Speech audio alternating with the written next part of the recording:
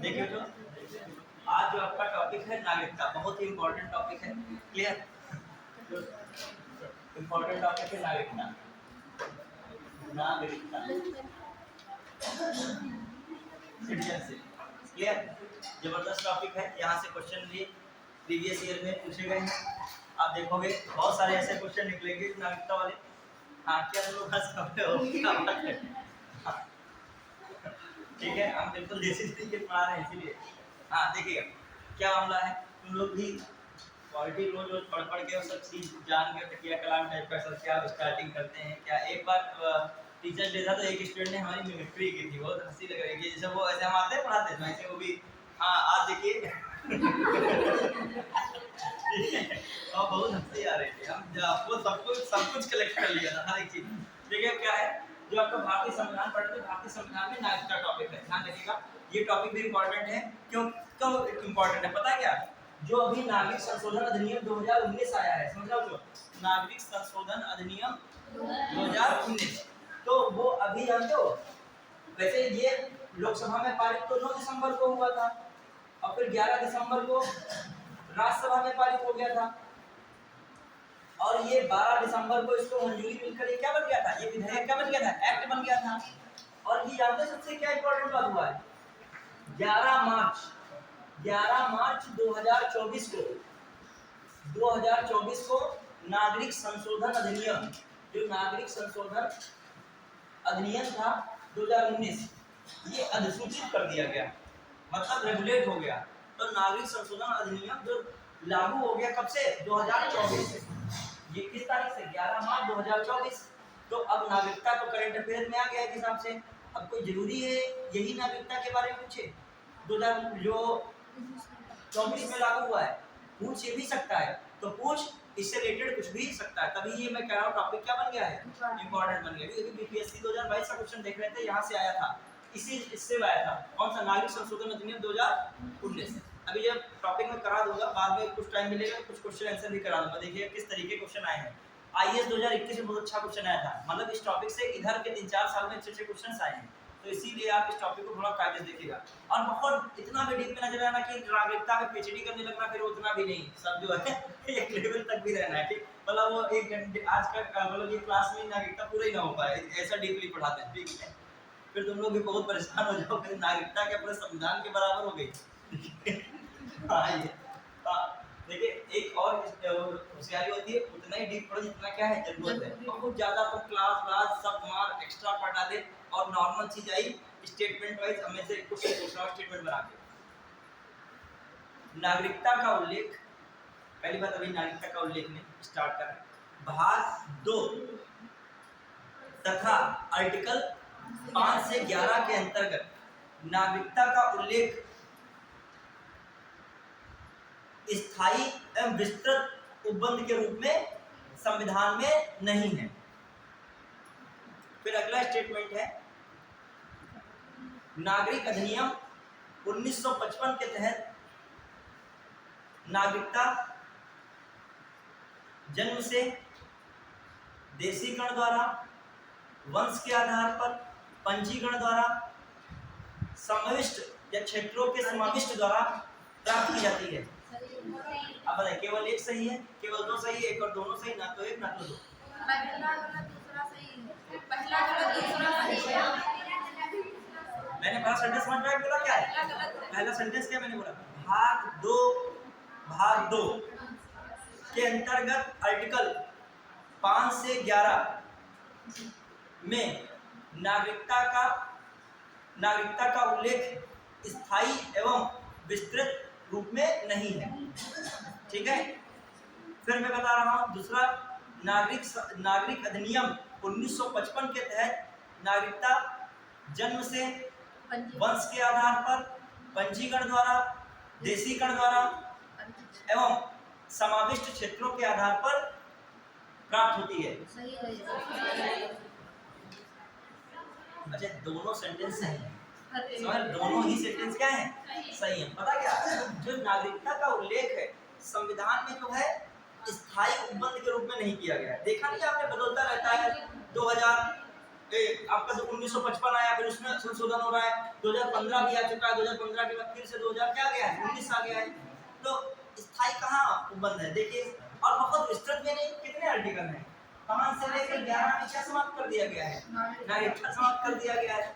तो तुम्हारा इतना विस्तृत भी तो नहीं है, तो इस संविधान में बात सही है कि ये स्थायी तथा विस्तृत उपबंध नागरिकता के संबंध में नहीं है। तो ये लाइन बिल्कुल क्या है, सही है। देखो जो नहीं वाली चीजें होती है बहुत इंपॉर्टेंट, जैसे अल्पसंख्यक की परिभाषा संविधान में नहीं है, नागरिकता की परिभाषा संविधान में नहीं है, समझना। राष्ट्रपति संविधान का अतिक्रमण या उल्लंघन के आधार पर हटाए जाते हैं, संविधान का उल्लंघन आखिर क्या है, नहीं है, संविधान में इसका उल्लेख नहीं है। ये एक हम लोग आर्टिकल पढ़ते हैं अस्पृश्यता का उन्मूलन, आर्टिकल कौन, 17। तो अस्पृश्यता क्या है ये संविधान में नहीं बताया गया, ये भी बात लीजिएगा, अस्पृश्यता क्या है संविधान में इसका भी उल्लेख, मतलब छुआछूत क्या है इसको संविधान में उल्लेख नहीं किया गया। अब तुम पढ़ोगे आर्टिकल 17 में ये तो कहा गया है अस्पृश्यता उन्मूलन होनी चाहिए, ये बात बताई गई, लेकिन आखिर क्या है ये नहीं बताया गया। ये बात अल्पसंख्यक के बारे में बताया गया, लेकिन अल्पसंख्यक क्या है संविधान में इसका उल्लेख नहीं। ये हालांकि जरूर आता है भाषाई और धार्मिक आधार पर क्या है अल्पसंख्यक। देखिए जब आप विषय में डूब जाओगे तो सारी चीजें निकल निकल के सामने आएंगी, जब आप डूबे हुए हो, जब ऊपरी तरीके से डुबकी लगा रहे हो कोई मतलब ही नहीं है, डूब इतना जाओ वापस ना पाओ, ठीक है। मतलब आप पॉलिटी में जो इतना डूब गए कि डिप्रेशन में चले गए हो, जो सामान्य चीजें हैं मूल अधिकार में नहीं बता पा रहे हो, कभी कभी तो ज्यादा विषय को गहराई से पढ़ लो, फिर पेपर हल्का गया हल्का नहीं कर पाए, ये बिल्कुल बनता ही नहीं। वो लोग कहते बहुत ज्यादा हमने डीपली पढ़ लिया इसलिए हल्का नहीं कर पाए, तो कैसे डीपली पढ़ा तुम हल्का नहीं कर पाए, हल्के से ही तो डीपली में पहुंचते हो भाई, शुरुआत तो बहुत बेसिक से होती है। अब कह दिया जाए कोई 5 का बच्चा होगा तो एबीसीडी में भूल गया, ठीक है, एबीसीडी का स्तर 5 में पहुंचे कैसे, एबीसीडी से पहुंचे ना। चलिए अब आइए स्टार्ट कर रहे हैं। अब समझ गए होंगे इस टॉपिक की उपयोगिता क्या है, क्वेश्चन के लेवल कैसे हैं। अच्छा एक और क्वेश्चन आया, आपको बताएगा इनमें से कौन से सेंटेंस सही है गलत हो सकते हैं। नागरिकता किसी अन्य देश, इसे बताना है 1 2 3 4 है, ये क्वेश्चन आया था बिहार में शायद आया है, ऐसे ऑप्शन है 1 2 3 1 2 4 और क्या आपका है 2 3, इस तरीके का, ठीक है स्टेटमेंट है। पहला लिखा है किसी अन्य देश की नागरिकता स्वेच्छा से स्वीकृत करते ही भारत की नागरिकता स्वतः समाप्त हो जाती है, पहला स्टेटमेंट। दूसरा स्टेटमेंट, देशद्रोह के मामले या शत्रु देश से संपर्क रखने पर, शत्रु देश का साथ देने पर भारत सरकार द्वारा आपकी नागरिकता वंचित की जा सकती है, क्लियर। सरकार की आलोचना करने पर नागरिकता समाप्त हो सकती है, किसी विदेशी लड़की से विवाह करने पर नागरिकता समाप्त हो सकती है। बताइए कौन सा इसमें ऑप्शन बनेगा, एक ऑप्शन ये भी कर दूंगा, पहला दूसरा तीसरा चौथा कर दें। अच्छा देखिए सी वाला नहीं है, ए वाला। किसी विदेशी लड़की से विवाह किया कैसे नागरिकता समाप्त हो गई, वो देशी बन गई, लड़की तो भारतीय बन गई, नहीं समझ पाए। आपके दिमाग में यही क्या चल रहा है कि वो कोई शादी कर रहा है अमेरिका में जाकर और अमेरिका की नागरिकता शादी करते ग्रहण कर ली, कंडीशन ये भी हो सकती है अमेरिका में उसने शादी की, अब बाद में रह कहाँ रहा आके भारत में आ रहा, समझ पाए कि नहीं। तो ये काहे नहीं कंडीशन सोचते, बस एक कंडीशन काहे करती दिमाग में, इसका मतलब ये नहीं है शादी ब्रिटेन में की है तो ब्रिटेन की क्या कर रही है। और ये हम क्वेश्चन अपने आप में आयोग ने पूछा है, तुम लोग अभी आएगा ये शादी वाला आएगा, और बहुत लोगों ने शादी वाले में क्या लगाया है कि ये भी नागरिकता समाप्त हो जाएगी। देखो एक शर्त होती है अमेरिका की नागरिकता लेना, देखो दूसरे तरीके समझिएगा, अभी टॉपिक में बहुत अच्छे से कवर करें, टॉपिक के अंतर्गत ही चीजें आती, थोड़ा सा कॉन्सेप्ट पहले। जैसे मान लीजिए समझिए अमेरिका की आपको नागरिकता लेनी है तो आसानी से मिल जाती है कि विवाह करते हैं, विवाह के उपरांत क्या है नागरिकता के स्टेप आसानी से हो जाते हैं, लेकिन ये नहीं विवाह करते ही क्या हो जाओगे भारत की नागरिकता क्या हो जाएगी समाप्त, प्रोसीडिंग में आ जाओगे, क्लियर।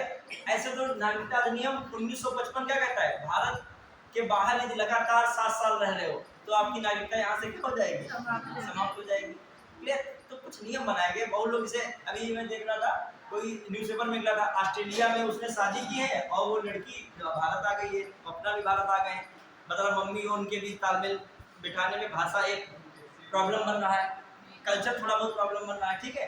तो अब बताओ यदि वो उनकी नागरिकता समाप्त हो तो भारत में कैसे रह पाते आके, ये होता है, ठीक है। चलिए अब देखिए ये घटनाक्रम जिसने न्यूज़पेपर मान लीजिए पढ़ा हो सपोज है तो ये लाइन पक्का वो गलत नहीं करेगा। यूपीएससी में आप हर चीज पढ़िए। आज जैसे न्यूज़पेपर देखा होगा, किसी ने देखा कि नहीं? सर देख रहे हैं वहाँ पे सेक्शन 6 आया है सर, 1955 की नागरिकता का वो आया है सर।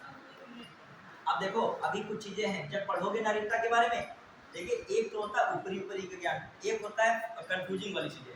जैसे 2019 का जो नागरिकता संशोधन अधिनियम आया है उसमें कहा गया है बंगाल ईस्टर्न फ्रंटियर रेगुलेशन 1873 के तहत जो इनर लाइन स्टेट्स हैं उनमें ये प्रावधान लागू नहीं होगा। पहले पढ़ा देंगे फिर मैं क्वेश्चन आपसे पूछूंगा, वो जबरदस्त पूछूंगा बना के, समझिए। मतलब जो ये नागरिकता संशोधन में बताइए जहाज क्यों रहे हो तुम लोग? क्या है बताइए, हंस क्यों रहे हो तुम लोग? अब इस समय भौतिक क्लास से मेरी पढ़ाई को देखिए और क्या कैसे हैं वो, अब हम पढ़ाई नॉलेज को देखिए बात, ठीक है। फाइनली कभी कोई टाइम नहीं मिलता है हमको, ठीक है। हाँ टाइम क्या, सवेरे से शाम तक पढ़ाओगे, कहाँ टाइम, जिस दिन टाइम मिलता है उस दिन थोड़ा बहुत सब व्यवस्थित रहते हैं, ठीक है। लेकिन प्रॉब्लम पढ़ाई में नहीं होगी, चाहे कैसे भी हो, ठीक है, चाहे सोए हो ना सोए हो, कैसे भी पढ़ा रहे, ठीक है। नॉलेज में नहीं कमी रहेगी, क्योंकि उधर कमी करोगे तो मामला गड़बड़ा जाएगा। देखो ये सब चीजें भौतिक बातें होती है, कब मेंटेन कर लो कब नहीं तो अपना चलता है, ठीक है। हाँ आइए तुम तभी हंस रहे हो। अब तुम लोग अपना विद्वत आए हो, खा पी के एकदम फ्रेश माइंड बैठे हो, एकदम जो है भले 3 घंटा पढ़ रहे हो एकदम आंखों में भी चमक है एकदम पढ़ने के लिए, अभी 6 घंटा भी पढ़ा दिया जाए बैठे रहोगे, ठीक है। हाँ बैठे रहोगे, कुछ लोग हैं इसमें बैठे रह सकते, क्षमता है, ठीक है। अब आइए मैं कह रहा हूँ क्वेश्चन जैसे आ जाए नागरिक संशोधन अधिनियम 2019 कहाँ कहाँ लागू नहीं होगा। एक तो मैंने कहा बंगाल ईस्टर्न फ्रंटियर रेगुलेशन 1873 के तहत कुछ इनर स्टेट्स दिए गए हैं, इनर लाइन स्टेट। जैसे इनर लाइन स्टेट्स में कौन आता है? अरुणाचल प्रदेश है, नागालैंड है, मणिपुर है, मिजोरम है, ये आते हैं। इनमें लागू ये नहीं होगा, बहुत विरोध भी होने लगा था, तो इनमें लागू ही नहीं होगा ये। फिर आ जाइए एक और चीज है, आता है आप पढ़े होगे अनुसूची 6 पढ़े थे, उसमें कौन से राज्य आते हैं? असम मेघालय त्रिपुरा, इनमें भी ये लागू नहीं होगा। मतलब ये बना के सेंटेंस संपूर्ण भारत में लागू हो जाएगा, और वहीं पर ये लाइन क्या है, तो पढ़े बैठे बस हर चीज संपूर्ण भारत में तुरंत बस एक जो है भारत के संविधान में हर चीज का विस्तृत उल्लेख किया गया, दिमाग में बसा रहता है ना भारत का संविधान विस्तृत है, तो हर चीज तुम्हारे लिए क्या दिखती है उसमें विस्तृत, लेकिन ये तो विस्तृत नहीं दिखा। अब तुमने पढ़ा कि अल्पसंख्यक आयोग अधिनियम संविधिक है, लेकिन तुमने ये नहीं ध्यान दिया अल्पसंख्यक की परिभाषा कहीं दिखी हो, किस जनसंख्या कितना हिसाब कहाँ कैसे लोगों को अल्पसंख्यक माना जाए, कहीं पढ़े हो बताइए। तो ये चीजें है नहीं, तो कॉमन सी बात। अभी कहा जाए संविधान की मूल संरचना कहाँ लिखी, कोई आर्टिकल है जो मूल संरचना को बताता नहीं है। इसका कोड कौन करता है टाइम टाइम पर? सुप्रीम कोर्ट करता है। कौन करता है? जो संविधान की मूल संरचना है, स्ट्रक्चर है, इसका कोड हमेशा कौन करता है? अपने डिसीजन। ये संविधान की मूल संरचना। अब आज के करंट में पढ़े होगे संविधान जो आपका सुप्रीम कोर्ट के कौन बनने जा रहे हैं? Chief justice of India Sanjeev Khanna आज ही निकला है। कौन से नंबर के हैं? 51 है, 51 किस नंबर के हैं? 51 क्लियर। अभी फेमिना इंडिया कौन बनी है? Femina India 2024। Miss universe India कौन बनी है? India miss universe. मैं विश्व की बात नहीं कर रहा हूँ, मिस वर्ल्ड तो बनी है क्रिस्टीना, क्रिस्टीना बनी थी मिस वर्ल्ड, ठीक है। लेकिन मैं कह रहा हूँ मिस यूनिवर्स इंडिया कौन बनी है? जयपुर में हुआ था, कौन बनी थी? रिया सिन्हा, ठीक है। और ये दूसरा कौन है मैं पूछ रहा हूँ, आज के अखबार में जो निकला है मिस फेमिनी जो है फेमिना मिस इंडिया करके बनी है। कौन बनी है? निकिता पोरवाल है शायद, ठीक है, निकिता पोरवाल है। तो इसे चीफ करंट अफेयर में डेली न्यूज़पेपर में एक बार निगाह रख लोगे ना, 2 मिनट खड़े खड़े न्यूज़पेपर देख लोगे, काम चल जाए। ऐसे बेंच पे न्यूज़पेपर पढ़ा है, बस ऐसे एक बार पलट के देख लीजिए, नहीं कुछ डीपली पढ़ रहा है, हेडिंग तो कम से कम तो दिमाग में रहेगा। चलिए अब आइए, अब ध्यान दीजिएगा जो हम लोग नागरिकता के विषय में सब कुछ मेरा पूछा, इंपॉर्टेंट देखा टॉपिक थी। ये मेरा प्रस्तावना प्रश्न थे, सारे क्या थे? टीचिंग में प्रस्तावना प्रश्न पढ़ते हैं, टीचर वाले जो स्टूडेंट होते पढ़े होंगे, तो प्रस्तावना प्रश्न हो गए। अब ये टॉपिक क्या है? हाँ देखिए नागरिकता होता क्या है, आज बहुत बड़ा बड़ा लिखेंगे, आंखों में बिल्कुल दिक्कत नहीं है, भले 100 वर्ड है, ठीक है। तुम भी कहोगे सर जो अब आराम से छोटे लिखेंगे और रंग बिरंगा लिखेंगे, ठीक है, जो है इंटरेस्ट लोगों का बढ़ा देंगे। नागरिकता क्या होती है?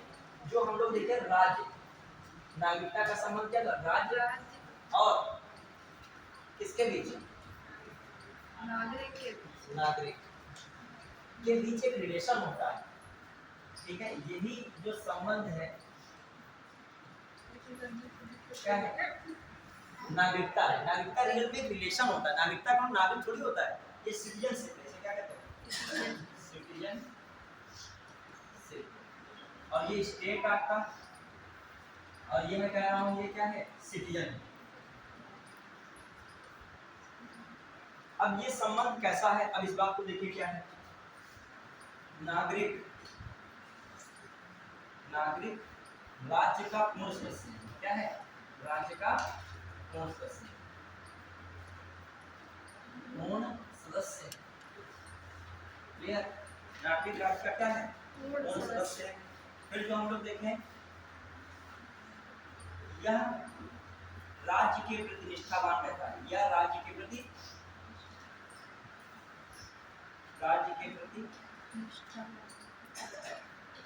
निष्ठावान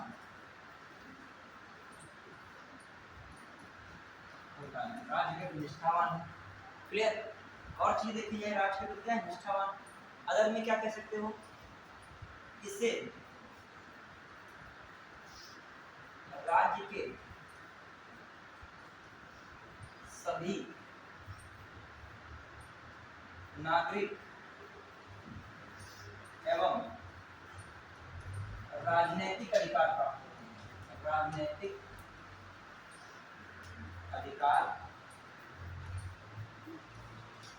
प्राप्त होते हैं।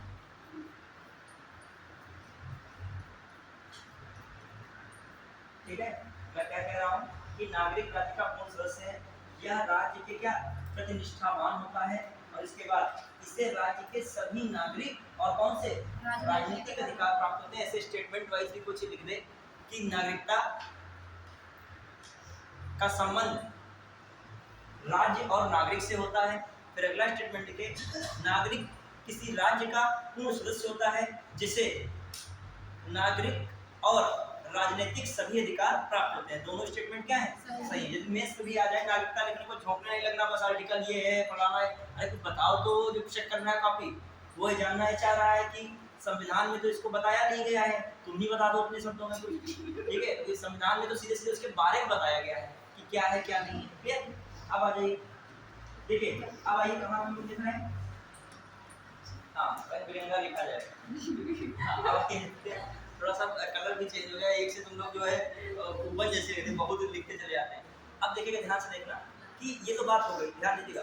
मैंने अभी तो बेसिक केवल बताया। अब आइए कि मैं कह रहा हूँ नागरिक देखा जाए तो आप एक चीज देखते हो कि देश में सब नागरिक ही रहते हैं क्या? किसी देश में नहीं। मतलब तुम बैरियर लगाए हो, कोई विदेशी घुस नहीं सकता अपने वहाँ। ठीक है? क्यों? ये हमारे देश के ही नागरिक रहेंगे, और जो विदेशी घुस नहीं सकता, पर तुम भी तो किसी देश में नहीं घुस सकते हो। और भारत का जानते हो रेमिटेंस में नंबर 1 रहता है। रेमिटेंस का जानते हो क्या होता है? जो धन प्रेषण कहते हो, जो बाहर रह के धन भेजा जाता है, उसमें भारत किस नंबर पे? सेकंड नंबर पे। फर्स्ट नंबर पे, सेकंड पे कौन है बताएगा? चीन है कि मैक्सिको है? देखिएगा, अब देखो फर्स्ट नंबर पे कौन है? भारत रहा है। ध्यान दीजिएगा इस बात को कि भारत का मतलब क्या? भारत के लोग विदेशों में बहुत ज्यादा रहते हैं, और विदेशों में रहते हैं, वहां से धन क्या करते हैं? भारत भेजते हैं। उसे कहता है रेमिटेंस कहते हैं। क्या कहते हैं? क्या? ठीक है, आप सिर्फ विदेश में जाते हैं और विदेश में जाके पैसा जो भेजते हो काउंट होता है भारत सरकार में, और वो काउंट में किस में होता है? रेमिटेंस में। और पूरा देखा जाता है किसका जो है कितना रेमिटेंस रहा है, तो भारत उस मामले में नंबर 1 है कि भारत। अच्छा, जो भारत को कोई और देश बना ना दे तो भारत क्या बाहर होके पैसे भेज पाएगा? नहीं। मतलब सोचिए, पहले चीन कभी रहा करता था, लेकिन इस समय क्या है? भारत विदेश में जाकर भी पैसा कमा के वहां से भी क्या भेजता है? अपनी फैमिली के लिए भेजता है। आई, और ये भारत की इकोनॉमी को बूस्ट करता है। तो देखते हैं इसमें एक चीज ध्यान दीजिएगा इसमें। तो मैं कह रहा हूँ भारत में अन्य देशों की तरह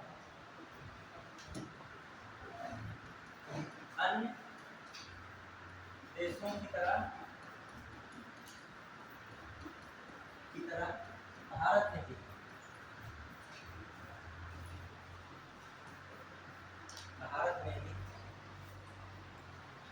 अन्य देशों की तरह भारत में भी दो तरह के लोग रहते हैं।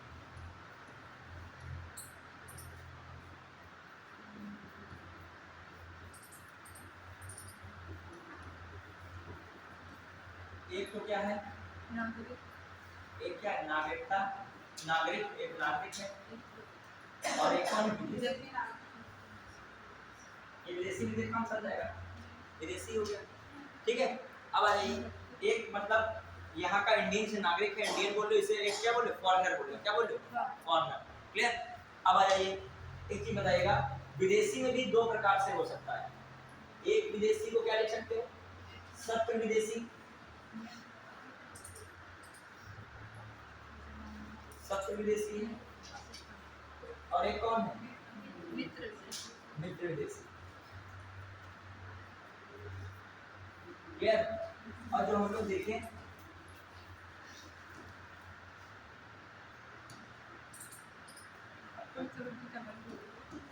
ठीक है, प्रैक्टिकली हर जगह खोजा जाएगा। हाँ, इसमें लिखेगा सत्र विदेशी में कौन होता है, सत्र विदेशी में लाइन लिखेगा, सत्र विदेशी, विदेशी के लिए आर्टिकल 22 के तहत संरक्षण प्राप्त, सत्र विदेशी को आर्टिकल 22 के तहत संरक्षण प्राप्त नहीं होगा। क्लियर, समझ पाए। जो कहा जाए, जो सत्र विदेशी होगा उसे आर्टिकल 22 के तहत जो है संरक्षण प्राप्त नहीं होता। तो याद रखिएगा, वहां पे कुछ इस तरीके की स्टेटमेंट हो। अदर वाले जो विदेशियों को आर्टिकल 22 के तहत क्या मिलता है, संरक्षण मिलता है। आर्टिकल 22 जानते ही हो कि क्या था, गिरफ्तारी और निवारण के संबंध में संरक्षण था कि नहीं था। तो गिरफ्तारी निवारण के संबंध में संरक्षण वाली जो बात है, उसमें किसको नहीं मिलता है, सत्र विदेशी। पाकिस्तान सत्र विदेशी में आता है। ठीक है, फिर आइए, अब यहाँ पर एक बात उठ रही है, ध्यान दीजिएगा, एक बात क्या उठ रही है, देखिएगा। एक क्या है, केवल भारतीय नागरिकों को,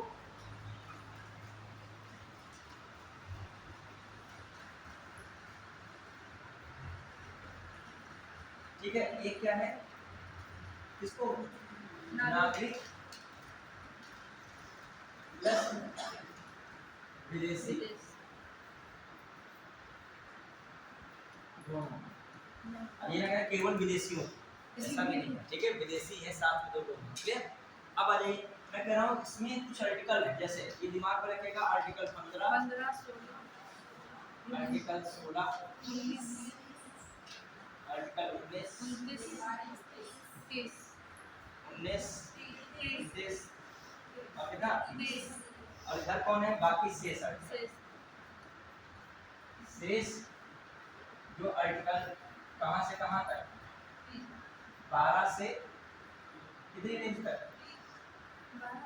जो भी आप रख लीजिएगा, 32 30 जितना भी है। ठीक है, जो शेष मूल अधिकार के अंतर्गत से लिखेगा, शेष मूल अधिकार, शेष मूल अधिकार,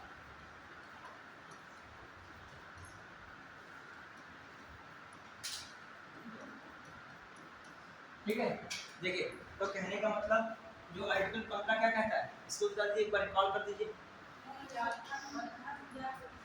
जो है मूल वंश, जन्म स्थान एवं लिंग के आधार पर, भेदभाव नहीं।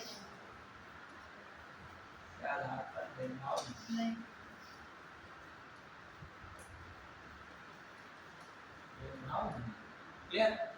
तो अब इसको देखिए, जब हम समझना इस बात को, ये बात तो सही है, लेकिन एक और भी बात इसमें कही जा रही है, इससे एक और अभिप्राय लगाया जा रहा है, निकाला जा रहा है निष्कर्ष। क्या निकाला जा रहा है कि संसद चाहे तो निवास के आधार पर विशेष प्रावधान कर सकती है। अभी तक कहा जा रहा था कि भारत की नागरिकता, अभी मैंने इसको लिखेगा फिर मैं बताता हूँ, ठीक है, इसके बारे में क्या यहाँ पर। अब आइए, इसमें क्या हो रहा था, जो है लोक नियोजन, लोक नियोजन में अवसर की समानता, अवसर की समानता। क्लियर। इसमें मतलब क्या बताया गया था, बताइए, स्वतंत्रता, ठीक है, ठीक है, वाक्यांश। चलिए, स्वतंत्रता बहुत सारी है, 6 मूल अधिकार हैं। क्या है, 6 मूल अधिकार किससे संबंधित है, किसे समझे? स्वतंत्रता से। एक तो बताया इसमें बहुत सारे आते हैं, इसके खासकर 19 का 1A क्लियर। फिर आइए 29 में क्या था? 29 और 30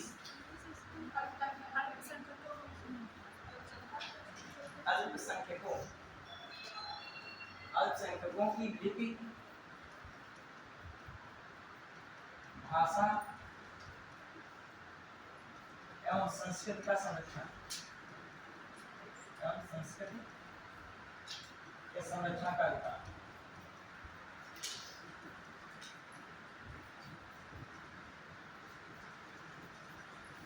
संरक्षण का अधिकार। और फिर जो अगला आर्टिकल 30 में देखिएगा क्या है जो है इसमें तय आता है अल्पसंख्यकों को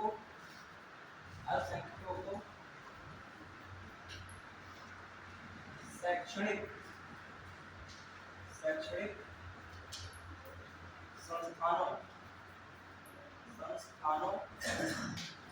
संस्थानों की स्थापना एवं इनका प्रशासन करने का अधिकार। इनके प्रशासन का अधिकार।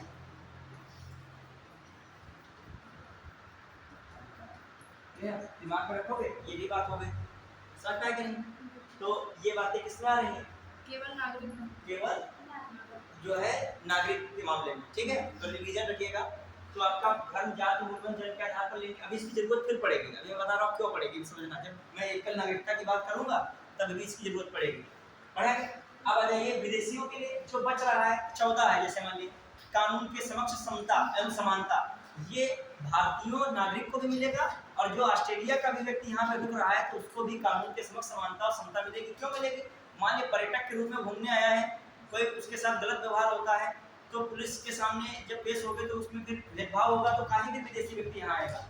अच्छा, विदेशी जो नहीं आए भारत में तो भारत का भी मामला इकोनॉमी पे डाउन हो जाएगा। देखिए कुछ जो राज्य आप देख लीजिए उनकी जीडीपी में पर्यटन का विशेष योगदान है, तो ऐसे इंडिया का नहीं पर्यटन का विशेष योगदान होगा।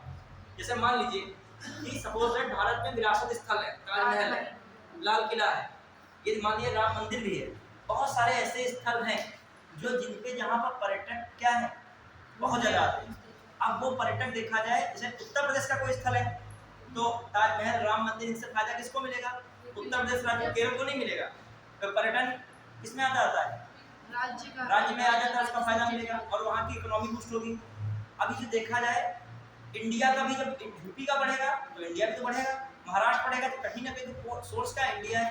तो अभी पर्यटक को जरा भी लगेगा कि मेरे खतरा है, मुझे वहाँ पे सुनवाई नहीं होनी है, वहाँ पर पुलिस सिस्टम, कानून व्यवस्था दोस्तों तो आएगा ही। आप पाकिस्तान की तरह घूमने कोई जाता है, कोई नहीं जाएगा, वहाँ उसको क्या लगता है रिस्क है, कब ब्लास्ट हो जाए, कब क्या हो जाए, कोई कानून है कि नहीं, ये बहुत मारा जाए, वहाँ से वापस शायद ना पाए। मान लीजिए कुछ स्थितियाँ डाउन, भले ना हो वहाँ पे, भले वो चीज़ आप गए हो आए, आपसे क्या इतना मतलब था, लेकिन मन में एक शंका उत्पन्न हुई। तो भारत अपना एटमॉस्फेयर दिखाना चाहता है कि हमारे वहाँ सब क्या है, क्लियर है। तो यहाँ पे रखी गई बहुत सारे आर्टिकल ऐसे रखे गए जो विदेशी हैं तो उनको ये लगे अतिथि देवो भव ही है, ठीक है। मतलब अब भले और रिक्शा वाले 100 की जगह 500 ले लेते हो, वो भी उनका इकोनॉमी वाला सिस्टम है, ठीक है। चलिए हाँ, चलिए ध्यान दीजिएगा, अगला देखते हैं। जब रिक्शा वाले को दो बैठा ले, एक विदेशी नागरिक चश्मा लगाया आ रहा हो, एक देसी आ रहा हो, तो प्रायोरिटी फर्स्ट आके अपना किधर बढ़ाएंगे? तब वो अपना भारतीयता भूल जाए। भारतीय तो है, ये काहे की टेंशन है, तो ऐसे भी सुरक्षित है, हमें दूसरे को सुरक्षित करना है। जो होशियार हो उससे पूछा जाए तुम्हारी कौन सी आधार चलते, तो हम तो अतिथि देवो भव पे चलते हैं, किस पे चलेंगे? ठीक है। अब आइए, तुम जानते हो 5 रुपया पड़ता है, 10 रुपया, तुम तुरंत आकलन कर लेते हो दूरी का। अभी तुम मिस्र में जाओ घूमने, तुम अमेरिका जाओ, डॉलर में चल रहा, तुमको क्या अंदाजा है कि डॉलर का 4 टैक्सी वाले ने बताया, तुम समझोगे वही है, और तुम्हारा रंग रूप देख के ही पता चल जाएगा कि तुम कहाँ से हो, इंडियंस हो या कहीं से हो। अब आइए देखते हैं अगला पॉइंट इसमें क्या। अब देखिए भारत की नागरिकता के समय एकल नागरिकता है, क्या है? एकल नागरिकता। अब इसका स्रोत क्या है? ब्रिटेन से।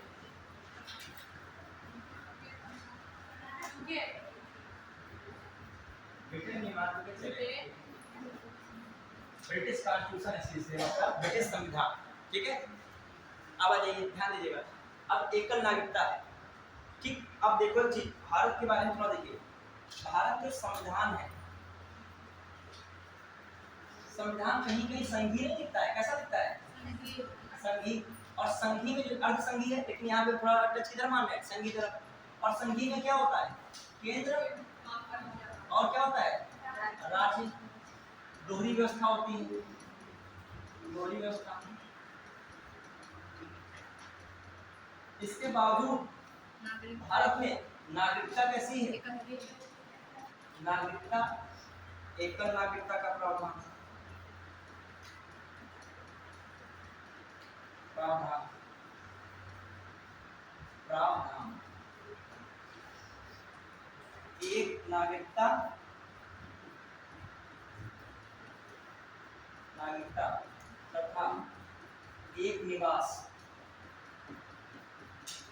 एक नागरिकता के साथ एक निवास का कॉन्सेप्ट निकल के आता है, मतलब एक आपका निवास है कोई और एक की क्या है उसके पूरे नागरिकता। एकल नागरिकता, एकल निवास का कॉन्सेप्ट भारत में निकल के आता है। भले भारत में कैसी व्यवस्था है? दोहरी व्यवस्था, लेकिन दोहरे अधिकार नहीं है। अब आ जाइए यहीं पे जो हम लोग देखें संघीय व्यवस्था वाले देश कौन है? यूएस है। यूएस है, इसके साथ कौन है? कनाडा को नहीं लेते, ऑस्ट्रेलिया मान लीजिए। कनाडा भी हो सकता है लेकिन ऑस्ट्रेलिया, यहाँ पे इसको रखा है, तब्दील दिया जा रहा है, ऑस्ट्रेलिया भी लिख रहे हैं। यहाँ पर क्या है? कैसी नागरिकता हमने बता दी? दोहरी नागरिकता। नागरिकता मतलब एक क्या है? मान लीजिए यूएसए की सपोज दैट है, और एक समझिए क्या है? कैलिफोर्निया की है। समझ पाए कि नहीं? कैलिफोर्निया, कैलिफोर्निया मतलब स्टेट और क्या है? कंट्री। मतलब कंट्री देश की और क्या है? स्टेट। कैसी नागरिकता होगा इनकी? दोहरी नागरिकता। ठीक है, तो जो देखा है यहाँ पर जो दोहरी नागरिकता है, तो हम लोग देखें यहाँ पर दोहरे अधिकार भी है। क्या है? दोहरे अधिकार। और जहां पर दोहरे अधिकार की बात आएगी वहां पर क्या हो सकता है के हिसाब से देखा जाए? भेदभाव होने की संभावनाएं बढ़ जाती हैं। दोहरे अधिकार के मामले में किसकी संभावना बढ़ जाती है? भेदभाव। तो यहाँ पर किसकी संभावनाएं बढ़ जाएंगी? भेदभाव। अभी कैसे बता रहे हैं? मान लीजिए जो है नागरिकता के विषय में किसी स्टेट के साथ जो है यूनाइटेड नेशन का कुछ अलग व्यवहार है, किसी स्टेट के साथ नागरिकता के विषय में किसी कोई और व्यवहार है, तो एक प्रकार का भेदभाव आ सकता है। भारत में क्या है? एकल नागरिकता है। क्या है? एक ही नागरिक। कोई भी स्टेट में जाओ, भारत के किसी भी राज्य में जाइए, कोई दिक्कत आपको नहीं है। इनर स्टेट वालों को छोड़ के वहां का परमिट आपको भी लेनी पड़ेगी। जो आदिवासी कुछ क्षेत्र है वहां पर आपको परमिट लेनी पड़ती है। अब देखो कुछ हर चीज में दांव पेच है, और वही दांव पेच में पढ़ाना भी है। पहले तो भी संपूर्ण की बात कर रहा हूँ भारत में। अब इसका मैं भी बता रहा हूँ अपवाद क्या है, पहले तो बात समझिए। भारत में कैसी नागरिकता? एकल नागरिकता। तो भेदभाव की संभावनाएं नहीं है। भेदभाव की संभावना, भेदभाव की संभावना नहीं, संभावना नहीं। जब भारत में भेदभाव की संभावना नहीं है तो कह सकते हो कि कुछ क्या अलग प्रोविजन हो सकते हैं दोहरी नागरिकता के विषय में? कहीं कहीं पर देखा जाता है। देखिए क्या क्या है, ध्यान दीजिएगा क्या है बातें इंपॉर्टेंट। वैसे ज्यादातर आपको इसमें कोई दिक्कत नहीं दिखेगी। आप केरल में जाइए कोई परमिट की जरूरत नहीं, तमिलनाडु जाइए कोई परमिट की जरूरत नहीं। अभी गाड़ी लेके निकल जाओ, बाइक लेके निकल जाओ, ट्रेन से निकल जाओ, कहीं भी कोई आप पूरे भारत में भ्रमण करिए, कोई दिक्कत नहीं। लेकिन कुछ जगह पे जैसे मैंने कहा नॉर्थ ईस्ट के कुछ स्टेट हैं जो इनर लाइन परमिट वाले स्टेट हैं, तो वहाँ पे इनर लाइन परमिट की जरूरत पड़ेगी जब उनके क्षेत्र में आप जाओ। तो यहाँ पे थोड़ा सा मामला क्या रहा है, जो है डिस्क्रिमिनेशन होने लगा। दूसरी बात, एक आर्टिकल 16 कह रहा है लोक नियोजन में अवसर किस मानता, उसमें भी संसद चाहे तो कुछ राज्यों के लिए कुछ नौकरी या नियुक्ति की सुविधा अलग से कर सकती है। समझ पाए? संसद चाहे किसी राज्य के लोगों के लिए कुछ नौकरियों या नियुक्ति की सुविधा अलग से कर सकती है, ऐसा कोई प्रावधान बना सकती है। तो ये भी तो वो हो गया। नहीं समझ पाए बात को? किसी राज्य के लिए मतलब किसी राज्य के लिए, तो किसी राज्य के लिए कर रही ना, कुछ लोगों के लिए। तो सभी नागरिक एक समान यहाँ पर कहाँ रहे? सभी नागरिक समान है, तो किसी राज्य के लिए क्या करने की जरूरत थी? ये तो सभी राज्य के लिए हो सकता है। तो ये क्या अपवाद आ गया कि नहीं? यदि मान लीजिए स्टेटमेंट ऐसा हो भारत में एकल नागरिकता की व्यवस्था है, अगला स्टेटमेंट हो आर्टिकल 216 के तहत संसद किसी राज्य के कुछ लोगों के लिए या किसी विशेष राज्य के कुछ लोगों के लिए नौकरी तथा नियुक्ति के लिए अलग सुविधा कर सकती है। ये स्टेटमेंट क्या है? सही। ठीक है, अब आ जाइए कहीं कहीं और बातें। 15 में क्या है? निवास के आधार पर कुछ विशेष सुविधाएं कर सकती है। ये भी कौन कर सकता? संसद। और देखो करती भी है। कुछ राज्यों के लिए कुछ विशेष सुविधाएं हैं कि नहीं है? इनर लाइन पर तो ये भी लिख लीजिएगा, अपवाद है ये। ठीक है, कुछ अपवाद है, जैसे आपका आर्टिकल 19 बताइए। आर्टिकल 19 में तो अपवाद है। बताओ, देश में इधर उधर जाने की क्षमता, कौन सा आर्टिकल है? देश में उधर उधर जाने की क्षमता में। देखिए मैं 15 मिनट क्लास लेट से स्टार्ट हुई, तो आप जो मान लीजिएगा 15 मिनट क्लास उधर रहेगी। ठीक है, तो 1.5 घंटा भी नहीं होगा, कवर कैसे हो पाएगा? ठीक, इतना एडजस्ट कर लीजिएगा। यहाँ पे संसाधन में कोई समस्या आ सकती है, मान लीजिए फोन डिस्चार्ज है, कुछ हो सकता है इसमें। हाँ, अब देखिए क्या बता रहा हूँ, फिर बताइए मैंने क्या बताया। आर्टिकल 19 में कौन सा क्लॉज ऐसा है जो इधर उधर क्या करना है? विचरण करने की क्षमता देता है। बताइए ये क्या देता था? मुझे याद करें थोड़ा सा। आर्टिकल 19 ए वाक अभिव्यक्ति क्षमता थी। आर्टिकल 19 बी बताइए बैठक करने की क्षमता होती है कि नहीं होती है? तो पूरे भूल गए हो क्या मूल अधिकार। और फिर सी संगठन करने का अधिकार है, और डी इधर उधर जाने का अधिकार निकल गया। तो बताइए तुमको ऐसे बच्चों से याद करना पड़ता है, कौन याद करा के? ठीक है, देखिए अब बताइए इधर उधर जाने की क्षमता, जाने की क्षमता। लेकिन अपवाद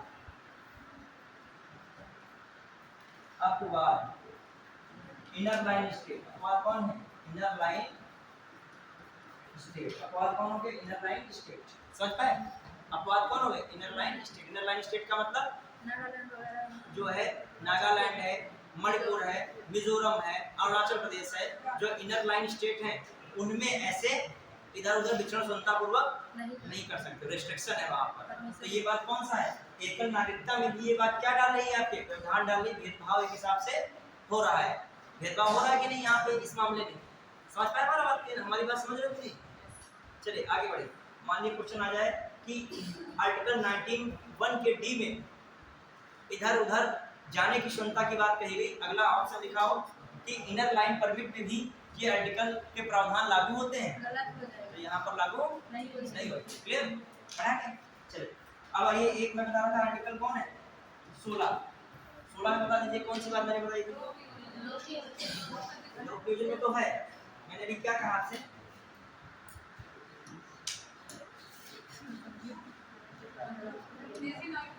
हाँ, मैंने अभी एक बताया क्या था? संसद किसी विशेष राज्य के तहत है, के तहत संसद किसी विशेष राज्य, संसद किसी विशेष राज्य के लोगों के लिए कुछ नौकरियों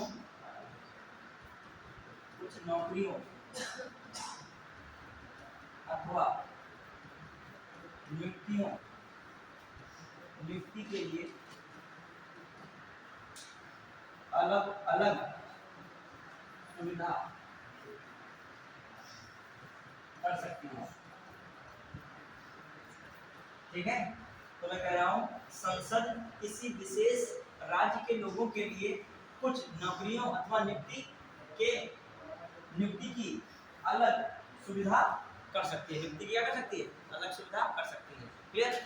अब यहाँ पर लोक नियोजन में अवसर की समानता में भी ये भी क्लास आ गया नागरिकता के संबंध में। वैसे आरक्षण भी है इसमें, आरक्षण तो एक अलग मुद्दा है। ये मैं कौन बता रहा हूँ? नागरिकता वाला बैठो बढ़िया।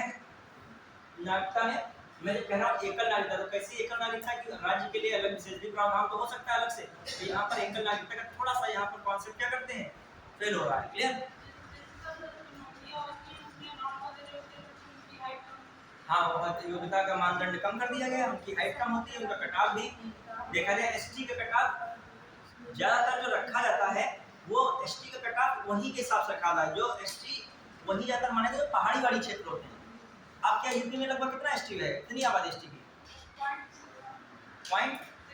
0.6 के आसपास, सो 0.6 के आसपास, समझ रहे हो? तो 0.6 के आसपास से आबादी एसटी है, तो मान लीजिए पॉइंट के आसपास, मतलब 1 से तो कम ही है, और आधे से भी 0.5 के आसपास है, 0.5 के आसपास है, मान लीजिए 0.5 के तभी आसपास है, मैं कह रहा हूँ लगभग आसपास है, एक पूरा नहीं कर पा रहे। तो अब जो देखा जाए कि इनके लिए विशेष प्रावधान है, प्रावधान जो बनाए गए हैं वो खासकर जो अरुणाचल प्रदेश है, एसटी वहाँ पे बहुत संख्या में है, जहाँ पर क्या है, पहाड़ी क्षेत्र है, तो भले यहाँ के एसटी कुछ पॉइंट में है, फायदा उसका पाते हो, लेकिन मेन मापदंड किसको ध्यान में रखे हुआ जाता है, वही सब, मतलब जो कौन से हैं, जो जनजाति विशेषकर जंगलों में इत्यादि में रह रहे हैं, ठीक है। चलिए, यहाँ जनजाति जो है खासकर आपको थारू मिलेंगे, वैसी जगह पे मिलेंगे जो डेवलप्ड एरिया ज़्यादा नहीं। अब सरकार योजना भले बहुत चला रही हो तो वहाँ डेवलपिंग और डेवलप्ड हो रहे हो, लेकिन जब हमारे लखीमपुर का है, थारू क्षेत्र के जंगल का एरिया मिलेगा आपको, ठीक है। चलिए आगे देख रहे हैं हम लोग, यहाँ पर देखिए ये 16 हो गया, एक 15 में भी मिलेगा, 15 में भी अपवाद क्या मैंने बताया, पढ़ा है? 15 में आर्टिकल कौन है, 15 में कह रहा हूँ निवास के आधार पर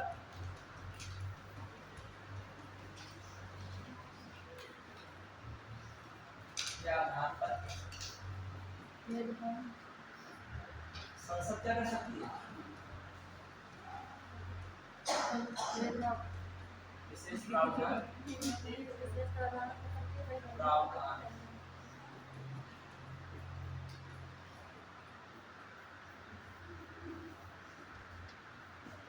निवास के आधार पर। अच्छा, इसमें क्या लिखा है 15 में, जाति, धर्म, लिंग, जन्म स्थान, ठीक है, मूल वंश के आधार पर भेदभाव नहीं कर सकता है। तो ये तो नहीं लिखा है कि भेदभाव कि इसके मतलब कुछ ऐसा तो नहीं लिखा है कि किसी को भी उसमें फिर शामिल नहीं कर सकता है, इसको इससे निकाल दिया, ये अभिप्राय भी हो सकता है, कहीं जो है लोगों को आगे बढ़ाना हो तो क्या कर सकते हो, निवास के आधार पर भी कुछ क्या किया जा सकता है, प्रावधान किया सकता है, ऐसी बातें निकाल सकते हैं। हालांकि कहीं कहीं पे निवास की बात 16 में भी की गई है, लेकिन यहाँ पे आप समझिएगा, आप 15 को दिमाग में रखेगा, और ना भी याद रखा तो कोई बात नहीं, आप 16 को कौन सा, 16 नौकरी वाला और 19 को क्या ध्यान रखिएगा, बस क्लियर। अब आ जाइए अगली बात देखिए, देखो अपने भारतीय संविधान में किनका योगदान ज्यादा है बनाने में, किनका योगदान सर्वाधिक है भारतीय संविधान में, किसका योगदान ज्यादा है, कानून के ज्यादातर लायर्स मिलेंगे। मैंने कहा जितने भी आप देख लो, चाहे बी.आर. अम्बेडकर को देख लो, चाहे आप बी.एन. राव को देख लो, चाहे सी मुखर्जी, मतलब आपको ज्यादातर उसमें सब क्या मिलेंगे, लायर्स हैं। और वकील लोग जो होते हैं किसी चीज की व्याख्या करने में महारथी होते हैं, समझ लो, कोई चीज को ये अभिप्राय है घुमा के वो अभिप्राय बना दिया जाएगा, ठीक है। तो ये अभिप्राय करने में तो भारतीय संविधान एक कहावत है कि वकीलों का स्वर्ग है, भारतीय संविधान क्या बनाता है, हेवन ऑफ लॉयर्स, ठीक है। कहा था भारतीय संविधान के वकीलों का, तभी ये विस्तृत बहुत हो गया है, जो अपना आया है वकालत में उसने बता दिया कि ये अभिप्राय ये होना चाहिए, ये अभिप्राय ये है, तो भारत की जनता है, आम जनता है, उसके लिए अभिप्राय समझा दे, भारतीय जनता ही वकील हो तो तर्क बहस चले, लेकिन जो समझा दिया गया ना ये अभिप्राय ये है। मान लीजिए सुप्रीम कोर्ट है, उसमें भी तो वकालत लगी है, जो संविधान को आगे बढ़ाया जा रहा है तो उसमें भी कौन लगा है, कौन और डिस्कशन उसका करता है, शिक्षक करते हैं, समाज सेवी करते हैं, कोई करता है उसमें नहीं, उसमें कौन करते हैं, जहाँ वकील करेंगे अभिप्राय संबंध और जो है नई चीज निकाल के आ जाएगी सामने, ठीक है। तो मैंने बताया था कि भारतीय संविधान का विस्तार जो है इसीलिए क्या है, ज्यादा है, बड़ा है, ठीक है। अभी बिजनेस क्लास का, इस बिजनेस क्लास को सपोज दैट कुछ करने को मिले तो डोनाल्ड ट्रम्प क्या बोलते हैं, मेरा चुनाव में नुकसान हो गया, मतलब बिजनेसमैन टाइम की बचत सोचता है, तर्क और क्या, सीधी बात बताओ, देखो अमेरिका पूंजीवादी देश में कितने समय किसमें निपट गया, कितने आर्टिकल्स में निपट गया, वहाँ लायर्स ने बहुत गेम नहीं खेला, जो उनको सीधे जरूरतें थी बस फिनिश हो गई। और जहाँ पे लायर्स का रिलेशन है, अब मान लीजिए कोई भी व्याख्या करनी है चीज में बताता भारतीय संविधान में, सुप्रीम कोर्ट व्याख्या करेगा, क्या करेगा, और सुप्रीम कोर्ट व्याख्या करेगा, जज की बुद्धि इतनी ज्यादा निपुण हो चुकी होती है, बहुत कायदे से कोड करता है, हर एक लाइन को कोड करेगा, उसके 4 अर्थ निकालेगा, इसका ये अभिप्राय भी हो सकता है, इसका ये अभिप्राय भी हो सकता है, ये तारीफ भी है, समझिए कि आपको हर एंगल से, जितना आप शायद नहीं सोच पाए उस एंगल से भी बताया दे रहा हो आपको। चलिए आइए अब देखते हैं हम लोग क्या मामला, ये तो हो गया एक नागरिकता के विषय में हो गया। अब संविधान में उल्लेख क्या है इसको लिखिएगा, भाग लिखिएगा भाग 2, भाग 2 में आर्टिकल कहाँ से कहाँ, 5 से 11 तक, आर्टिकल 5 से 11 तक, 5 से 11 तक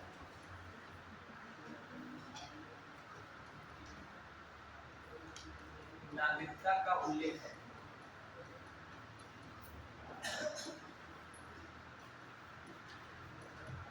नागरिकता का उल्लेख है भारतीय संविधान में। भारतीय संविधान में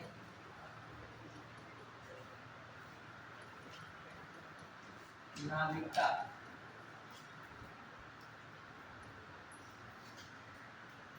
को स्थायी एवं विस्तृत, भारतीय नागरिकता का स्थायी एवं विस्तृत उल्लेख नहीं किया गया। ये लाइन भी देगा, फंसाओ पूछ ले क्या गया, समझता है इस बात को? तो ये ध्यान रखिएगा, ये लाइन को भी दिमाग में एग्जाम को रिलेटेड रहती है कि भारतीय संविधान में नागरिकता का स्थायी एवं विस्तृत उल्लेख नहीं किया गया है। ठीक है, यह भारतीय संविधान नागरिकता के संबंध में स्थायी एवं विस्तृत उल्लेख नहीं किया गया। क्लियर? फिर आ जाइए कुछ और बातें। अब देखिए आर्टिकल जो है आपको क्या क्या करने हैं, कहाँ से कहाँ तक पढ़ने हैं? 5 से 11, ये भी दिमाग में रखिएगा। आर्टिकल्स अब आपके लिए फिर बढ़ गए। अभी मैं अनुसूचित जाति, अनुसूचित जनजाति और ओबीसी रिलेटेड आर्टिकल पूछूंगा, फिर उसके बाद मैं केंद्र शासित वाले में पूछूंगा, फिर उसके बाद मैं कल भी तो कुछ पढ़ाया हूँ, कौन? राजभाषा संबंधित 343 से 351 तक पूछूंगा, फिर आपका नागरिकता। लेकिन अभी नहीं पूछूंगा, पहले आप पढ़ा लो सब, दिमाग में रख पा रहे हो कि नहीं? सबसे मेन होता है दिमाग में रखना। आई आर्टिकल कहाँ से कहाँ तक है इसमें? 5 से 11। कम से कम जिस वीक में पढ़ो आर्टिकल उस वीक तो कम से कम याद रहेगा दिमाग में। ठीक है, चलिए फिर मतलब साल भर का तो पुराना तो पता नहीं, लेकिन जिस वीक में पढ़ते हो वहाँ से कहाँ से 300 कहाँ से बताइएगा? रेंज 330 से तैयार रहिएगा, काफी भी पढ़ने का बात नहीं है नीचे। ठीक है, 239 से 241 तक। इधर कौन सा चला था? 343 से 351। ठीक है, चलिए अब आइए देखते हैं आर्टिकल कहाँ से। आर्टिकल यहाँ पे 5 से 11। ठीक है, अब एक चीज बताए, ध्यान दीजिए, संविधान में खासकर नागरिकता का उल्लेख हुआ है। ठीक है, संविधान में पहली बात नागरिकता का उल्लेख बहुत ही संक्षिप्त है, ज्यादा बहुत वर्णन नहीं किया गया है और स्थायी भी नहीं ज्यादा बताया गया है। और साथ साथ उनको नागरिक बताया गया है जो भारतीय संविधान लागू होने के बाद भारत के नागरिक हैं। मतलब खासकर उनको बताया गया जो भारतीय संविधान लागू होने के बाद जो है भारत के क्या है? नागरिक है। संविधान में मेन इसी बात को उठाया गया है। क्लियर? अब आइए कुछ बातें इंपॉर्टेंट, जैसे आर्टिकल 5 कहता है भारतीय संविधान लागू होने के बाद प्राप्त नागरिकता।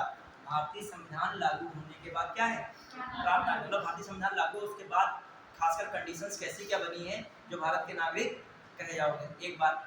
दूसरी बात, इसके बाद जो आर्टिकल 6 आता है वो कह रहा है पाकिस्तान से भारत आए लोगों के नागरिकता के प्रावधान।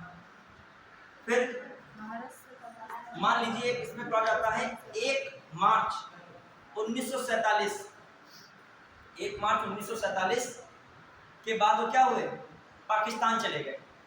ठीक है, और फिर जो है फिर भारत आए। 1 मार्च 1947 के बाद वो क्या चले गए?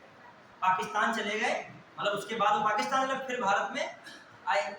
तो उनके विषय में सीधे सीधे मार्क्स हटा दीजिए दिमाग में, सीधे सीधे भारत से पाकिस्तान गए और फिर से पुनर्वास भारत में करने वाले लोगों के संबंध में नागरिकता का प्रावधान। ये नहीं सीधे सीधे पाकिस्तान से आने वाले भारत, मतलब भारत से पाकिस्तान गए और पाकिस्तान से भारत आने वाले लोगों का प्रावधान किसमें?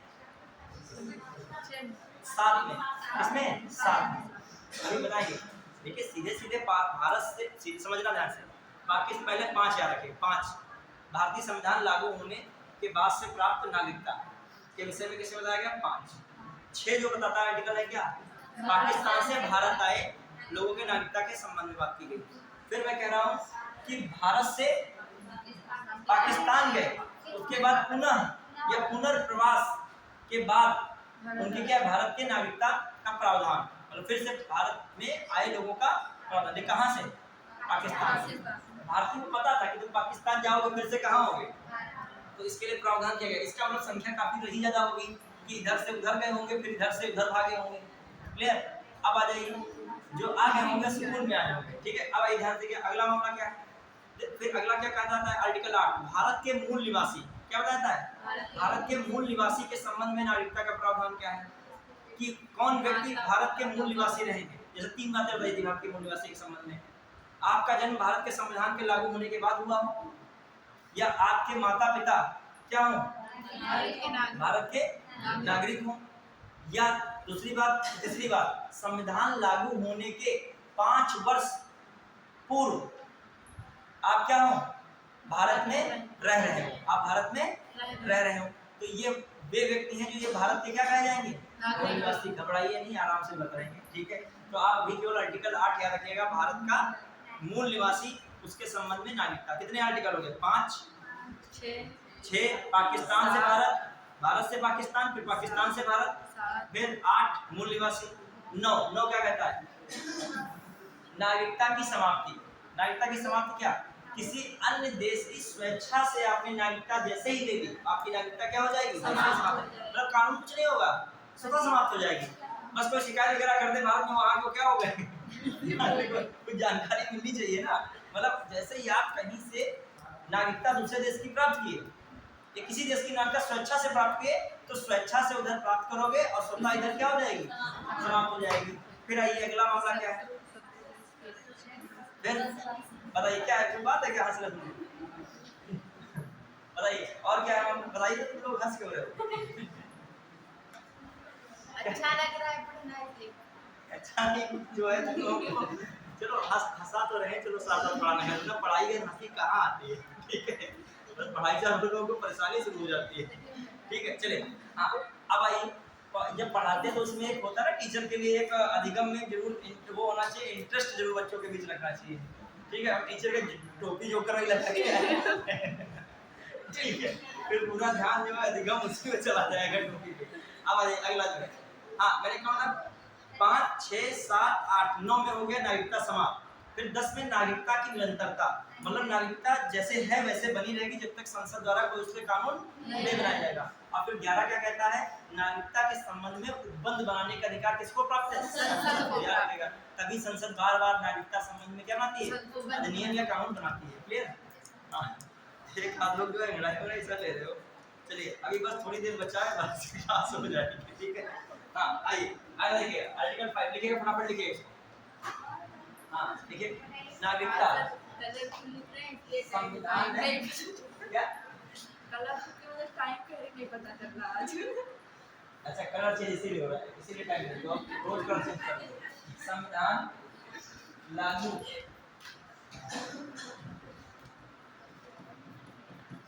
होने के उपरांत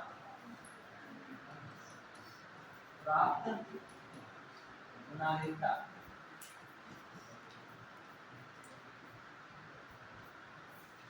ठीक है, संविधान लागू होने के उपरांत प्राप्त नागरिकता, ठीक है। फिर क्या है, भारत से पाकिस्तान आए, पाकिस्तान से भारत आया हो गया है।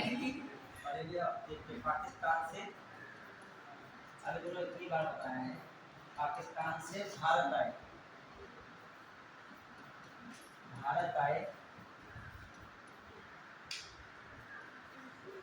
लोगों की नागरिकता का प्रावधान,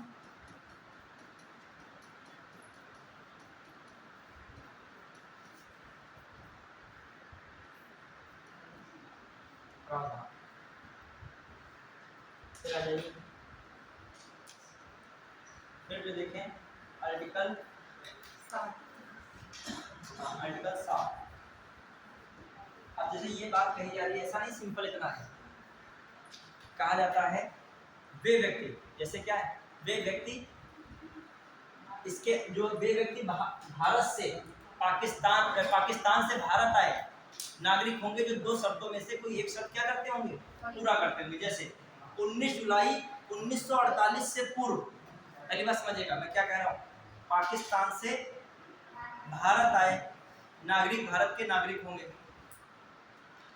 उनके माता पिता दादा दादी का जन्म, उनके माता पिता अथवा दादा दादी का जन्म अविभाजित भारत में हुआ। अविभाज्य भारत में हुआ। अविभाज्य भारत मतलब 1947 के पहले वाले भारत में हुआ। फिर अब ये बातें कंडीशन है।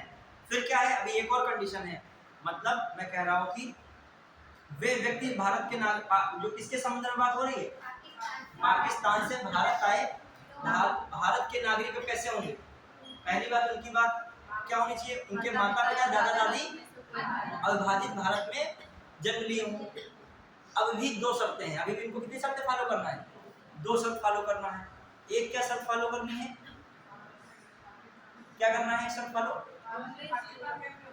ठीक है, भारत से समझना है। पहली शर्त क्या है, 19 जुलाई 1948 से पूर्व, 19 जुलाई 1948 से पूर्व भारत में स्थानांतरित हुए हों, प्रवासन तिथि से, प्रवासन की तिथि से वो भारत में क्या कर रहे हो, निवास कर रहे हो।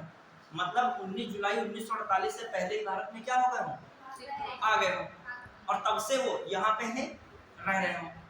या फिर क्या शब्द है, 19 जुलाई 1948 के बाद भारत आए हैं, तो उन्हें क्या करना पड़ेगा, 6 माह के उपरांत उन्हें क्या लेना पड़ेगा, 6 वर्ष के उपरांत उन्हें क्या लेनी पड़ेगी, यहाँ का रजिस्ट्रेशन करना पड़ेगा। क्या करना पड़ेगा, रजिस्ट्रेशन। ये सीधे सीधा उनको फिर रजिस्ट्रेशन, सीधा मतलब क्या, उनको रजिस्ट्रेशन ही कराना पड़ेगा, अपने आप भारत के नागरिक नहीं, उन्हें क्या करना पड़ेगा, रजिस्ट्रेशन। उसके लिए यहाँ कंटिन्यू रुकना पड़ेगा, लिखा पढ़ी पूरी होगी, तब वो क्या हो पाएंगे, भारत के नागरिक होंगे। समझ पाए दो बातें।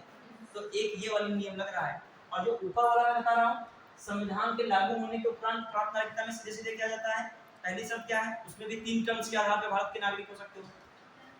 क्या है, पहला जन्म हो, माता पिता या आपके माता पिता भारत के नागरिक हो, या क्या संविधान लागू होने से पूर्व 5 वर्ष से यहाँ रह रहे हो। क्लियर। अभी आ जाएगी, आप लोगों का दिमाग जो हवा होने लग जाएगा कि बस सीधे से रट लिए होंगे, अभी आएगी और भी चीजें इंपॉर्टेंट करते रहिएगा। देखिए बहुत ऐसी नागरिकता के प्रावधान है, आप सोचिए, अभी तो मैं आपके एग्जाम के अकॉर्डिंग पढ़ा रहा हूँ, अभी बहुत डीपली इसको पढ़ाने लगूँ, बहुत सारी चीजें, एनआरआई है, पता नहीं बहुत सारे ऐसे कंडीशंस हैं, वीजा वाले फैक्टर हैं, बहुत ज्यादा। मगर आप इतना पीएचडी करने का कोई मतलब नहीं, एग्जाम ऑडिट भी रही है, ठीक है। अब आइए ध्यान दीजिएगा। फिर देखिए कौन सा आर्टिकल था, 7, आर्टिकल 7 देखिए, आर्टिकल 7 जल्दी से देखिएगा, आर्टिकल 7 फटाफट, टाइम कम है ना। आर्टिकल 7 में क्या है, भारत से पाकिस्तान गए, पाकिस्तान गए एवं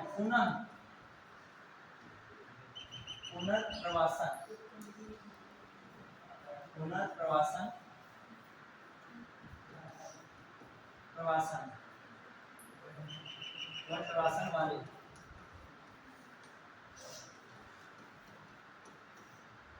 लोगों के लिए नागरिकता, ठीक है। मतलब भारत से पाकिस्तान गए, फिर क्या, भारत में पुनर्प्रवासन वाले लोगों के लिए नागरिकता। इसका सीधा देसी मतलब भारत से पाकिस्तान गए, फिर पाकिस्तान से भारत आए लोगों की नागरिकता। मैंने कहा था तारीख कौन, 1 मार्च 1947। क्लियर। इस तारीख को बीच में रख के मानना रहता है। फिर आ जाइए, 1 मार्च 1947 के बाद वो क्या हुए, के बाद वो चले गए कहाँ, पाकिस्तान। और फिर यदि भारत आएंगे तो फिर से उनको रजिस्ट्रेशन करना पड़ेगा। क्या करना पड़ेगा, वो सारे नियम लागू होंगे जो एक नागरिक बनने के लिए होते हैं। क्लियर। फिर आ जाइए आर्टिकल, इसके बाद हो रही है 8 की बात। आर्टिकल 8 में देखिए क्या है, मूल निवासी, भारत के मूल निवासी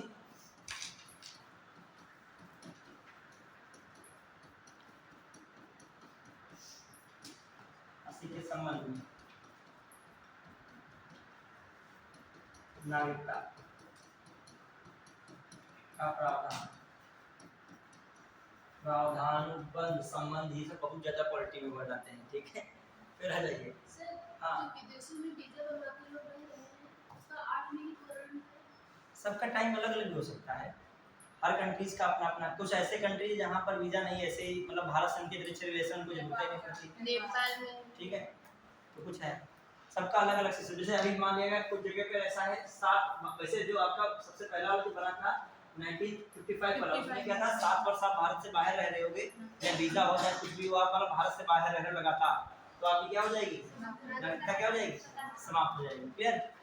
चलिए, करंट अफेयर में वीजा ट्रांसपोर्ट जो है आपका पासपोर्ट वाला, ये बहुत क्लियर होता है करंट अफेयर में। जब इंडेक्स एक आता है हेनली पासपोर्ट इंडेक्स, सबसे पावरफुल इंडेक्स किसको दिया गया, सबसे पावरफुल किसे मिला है, जापान है इस बार की सिंगापुर है फर्स्ट, देख लीजिएगा इसको, जापान या सिंगापुर में दो ही सिंगापुर है, ध्यान रखिएगा।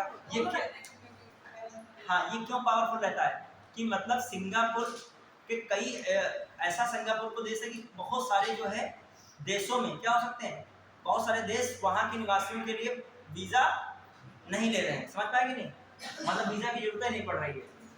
मतलब उतना अच्छा सिंगापुर का सिस्टम है कि उनका व्यवहार इतना बढ़िया है हर कंट्रीज के साथ। दूसरी बात, बहुत सारे ऐसे देशों को छूट दे रखे हैं कि उनका पासपोर्ट वगैरह के लिए उसकी कोई वैल्यू नहीं है। ठीक है, जब आप ये सब टॉपिक पढ़ोगे पासपोर्ट और वीजा का, दोनों का रिलेशन एक दूसरे से चलता है। जब बहुत सारे देश है, भारत जो है पाकिस्तान को छूट ऐसे नहीं दे सकता, भारत इनके लिए बहुत बड़ी वीजा की पॉलिसी लगाया होगा, समझ रहे हो। ऐसे कोई शत्रु देश होता है उसके लिए क्या बनाता है, क्योंकि वहां से संभावनाएं क्या होती है गलत कामों की ज्यादा। जो डेनमार्क है, स्वीडन है, वहां से ज्यादातर भारत को रिलेशन अच्छा ही है, पता है भारतीयों को, वहां का जो आदमी यहाँ घूमने आएगा रुपये लुटा के जाएगा यहाँ, समझो सीधा मतलब यही है। ठीक है, तो इकोनॉमी बूस्ट होगी तो उनको लेके आ जाएगा, आइए आइए स्वागत है आपका।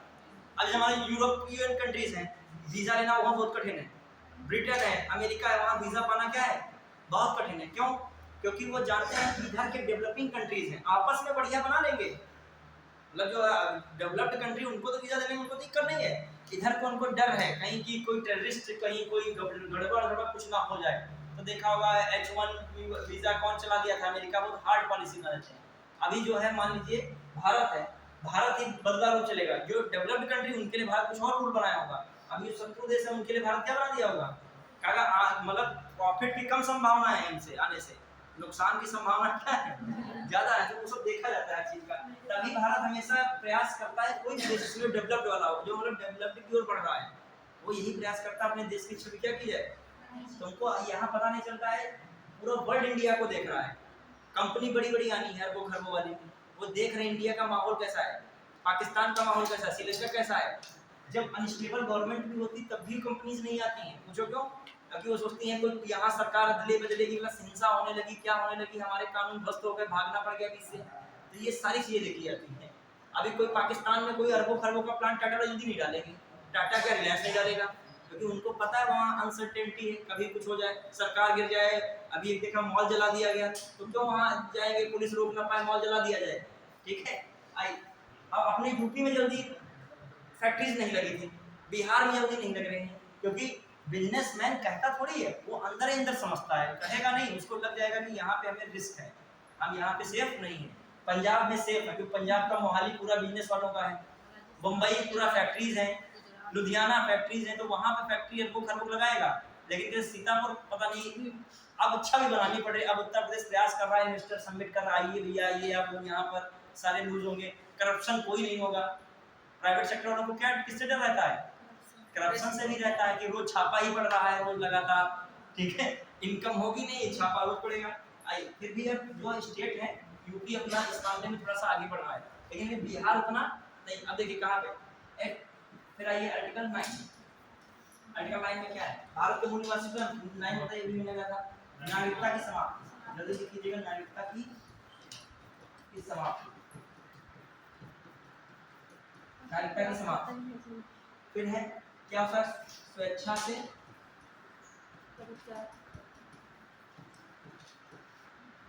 ठीक है अन्य देश की नागरिकता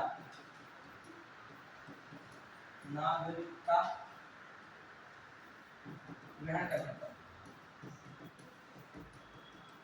ठीक है, स्वेच्छा से अन्य देश की क्या करना, नागरिकता ग्रहण करने पर। ठीक है, फिर आ जाइए, खासकर यही में रखा गया 10, नागरिकता की निरंतरता, नागरिकता की निरंतरता, निरंतरता, नागरिकता की निरंतरता मतलब नागरिकता की निरंतरता जब तक संसद कोई कानून ना बनाए, कानून ना बनाए। फिर आइए आर्टिकल 11, आर्टिकल 11, ठीक है। नागरिकता, नागरिकता के संबंध में संसद को कानून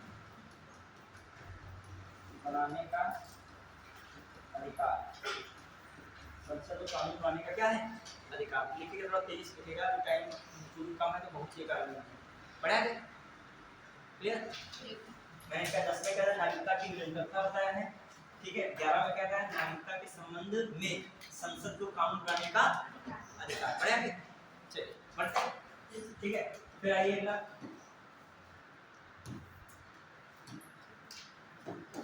अब देखिएगा कि नागरिकता अधिनियम, ये भी लिखिएगा पहला चूंकि है नागरिकता अधिनियम 2000 जो है 1955 है, 1955 लिखिएगा। नागरिकता प्राप्त का अधिकार, प्राप्त का आधार, ठीक है। बहुत डिटेल में ज्यादा नहीं जाएंगे, अभी पॉइंट में जो एग्जाम में क्वेश्चन है वो इस देख रहे हैं। एक है जन्म के आधार, फिर देशी का जो है वंश के आधार पर, किसके आधार पे, वंश के आधार पर, जन्म के आधार पर, वंश के आधार पर, फिर पंजीकरण के आधार पर।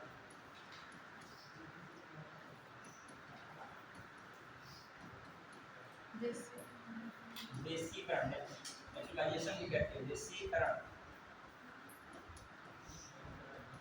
प्राकृतिक आधार, ठीक है, प्राकृतिक आधार,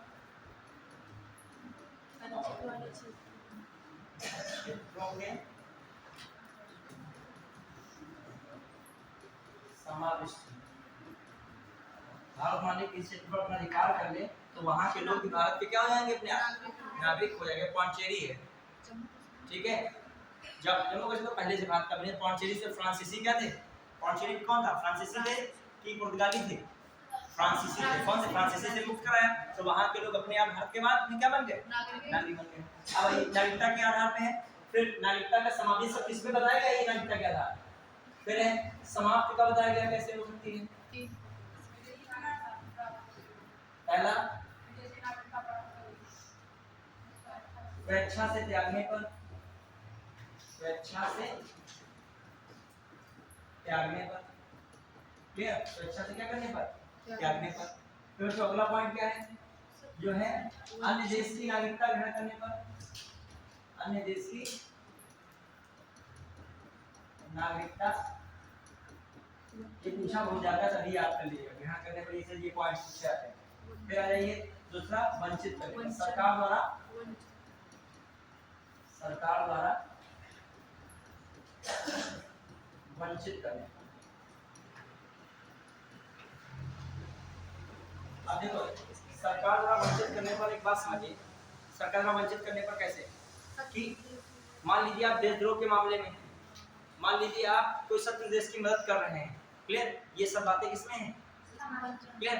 अब आ जाइए, अब देखिए रजिस्ट्रेशन के बाद जो नागरिकता के संबंध में देखा जाए पंजीकरण के लिए, उसमें कितना वर्ष रखा गया, याद क्वेश्चन आ चुका है, पंजीकरण के लिए कितने वर्ष रखा गया था, 7 वर्ष निवास, कम से कम कितने वर्ष निवास हो, 7 वर्ष निवास, ये रखेगा दिमाग में, ठीक है।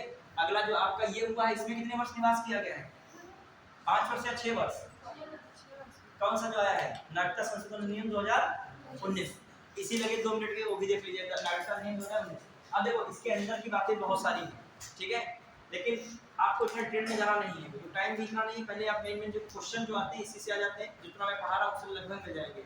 अभी देखें आगे बढ़ रहे हैं, बढ़े आगे आगे, बस 2 मिनट में वो भी देख लें, नागरिकता अधिनियम 2019, फिर देख लें इसी लगे कितने क्वेश्चन आए हैं प्रीवियस ईयर में, आप लोगों से पूछ लेता हूँ, बता रहे हो टॉपिक इसका मतलब क्या है, सही चला है, बढ़िया आप लोगों ने कवर किया, ठीक है। बढ़िया, चलिए अभी थोड़ा बहुत डेट वाला भी बता दूंगा, पहले मेन हो जाए। अब आइए नागरिकता लिखेगा नागरिकता संशोधन संशोधन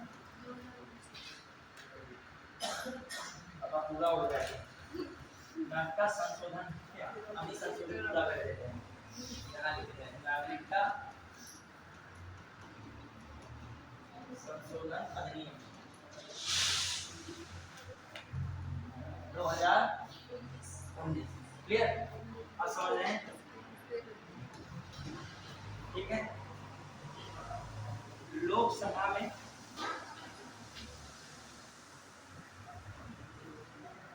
विधेयक 9 दिसंबर 2019 में पारित हुआ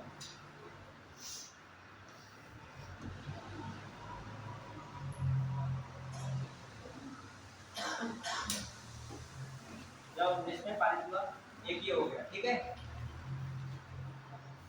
राज्यसभा जो है राज्यसभा में 11 दिसंबर 2019 में पारित हुआ क्लियर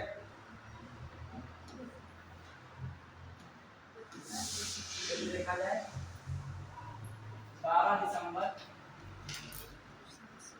2019 में इसे मंजूरी मिली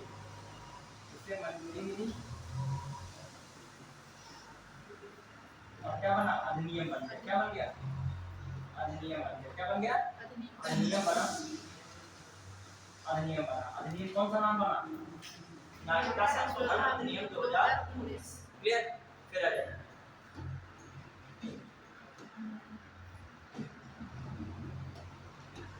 फिर जो देखा जाए क्या इंपॉर्टेंट बात है इसमें 11 मार्च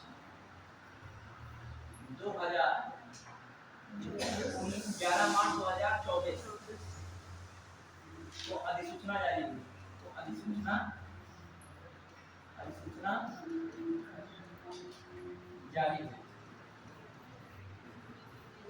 हमारे बराबर कोई टंकी उड़ा के नहीं कर पाएगा मतलब तुम लोग लाल और नीला पीला कितना बदलोगे तो बहुत ज्यादा बदलोगे अब आ जाइए ठीक है देखिए अब क्या होगा ध्यान दीजिएगा देखिए ये हो गया आपका अब क्या है 31 दिसंबर 2014 को अथवा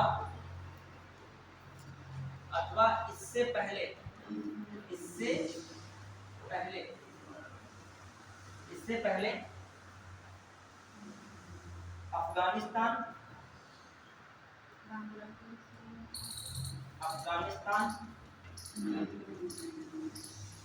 पाकिस्तान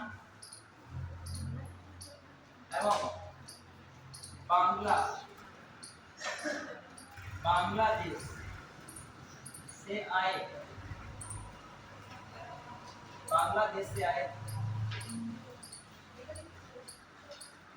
हिंदू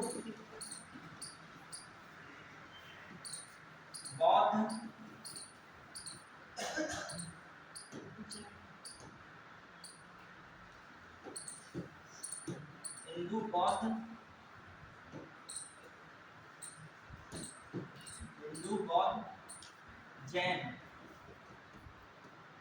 पारसी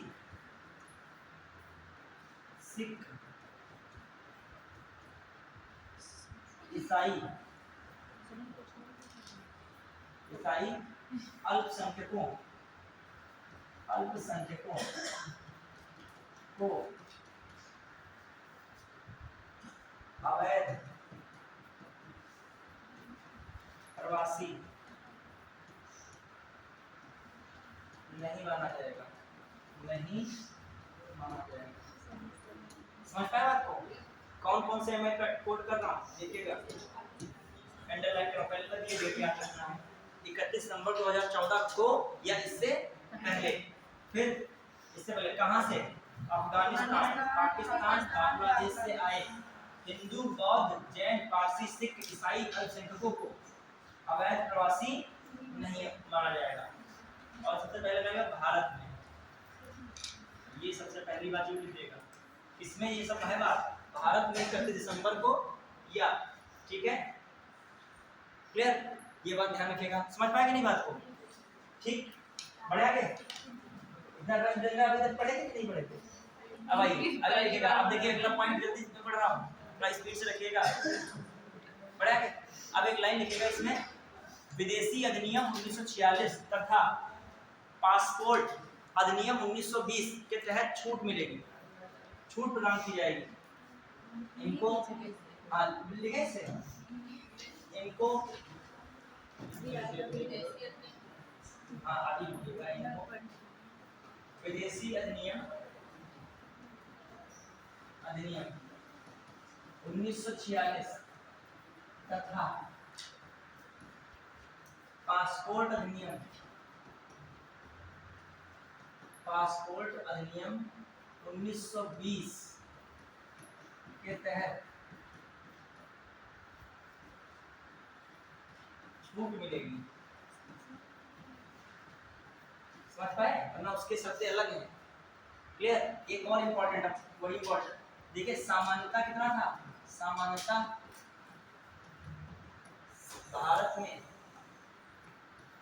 भारत में पंजीकरण के लिए 11 वर्ष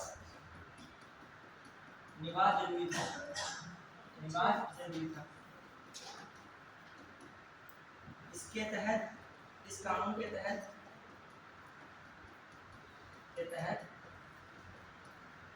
6 वर्ष कर दिया गया, 6 वर्ष कर दिया गया। समझ पाए इस बात को? 11 वर्ष से कम कर कितना कर दिया गया? 6 वर्ष कर दिया गया। बढ़े? समझ पाना? ये पूछा सकता है, 19 है ना, इसीलिए पूछ सकता है। फिर आ जाइए, और अनुसूची, ये बहुत इंपॉर्टेंट है।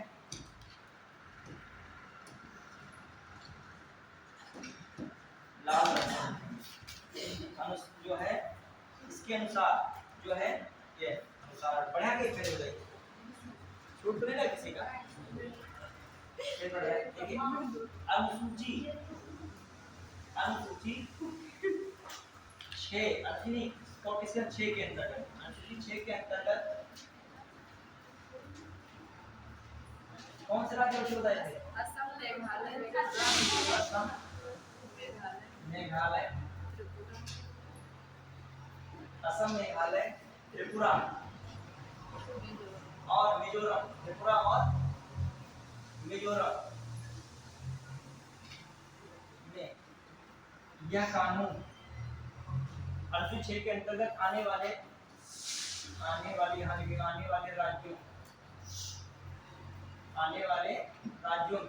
राज्यों असम, मेघालय, त्रिपुरा तथा मिजोरम में यह कानून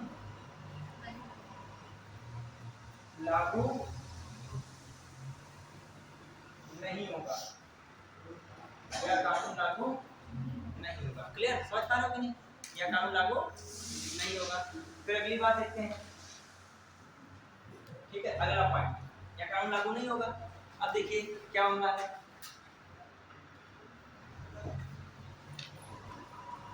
देखो अब अगले मामले में क्या देखते हैं कि लिखेगा Bengal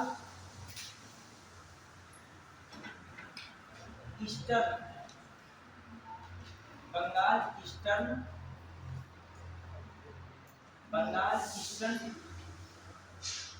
frontier Bengal Eastern Frontier Regulation 1873 के तहत इनर लाइन संबंधित राज्यों में भी यह प्रभावित, यह लागू नहीं होगा, यह कानून लागू नहीं होगा, नहीं। चलिए क्वेश्चन आंसर पे देख लेते हैं। कानून लागू नहीं होगा, समझ पाए कि नहीं? तो इनर लाइन स्टेट जैसे मान लीजिए, इनर लाइन परमिट वाले स्टेट कौन है? खासकर नागालैंड और अरुणाचल प्रदेश। 73 है, 83 से नहीं, यही सही है। ठीक है, हाँ, अरुणाचल प्रदेश। फिर कौन है आपका? मणिपुर और मिजोरम वहाँ भी है, यहाँ भी है। ये खासकर ILP वाले हैं, इनर लाइन परमिट वाले, समझ पाए? फिर आंखों का टेस्ट आपके हो रहा है, सब कलर दिखते हैं कि नहीं स्पष्ट? ठीक है, होता है कलर विजन टेस्ट, ठीक है, तो हम पहले करा ले रहे हैं। ऐसा बताना कौन सा रंग तुमको स्पष्ट नहीं दिखाई फिर पता क्या है, तुम्ही को नहीं दिख रहा है कि तो है लाल और कौन से हरे रंग में डिफरेंस नहीं होता शायद कलर ब्लाइंडनेस में। आपका लाल हरे पीले 3 रंग में कंफ्यूजन बहुत जल्दी हो जाता है। ठीक है, चलिए वर्णांता बताइए किससे फैलता है? मादा से, इनर से, मेल या फीमेल से? मेल फीमेल से। कैसे फीमेल से फैलता है?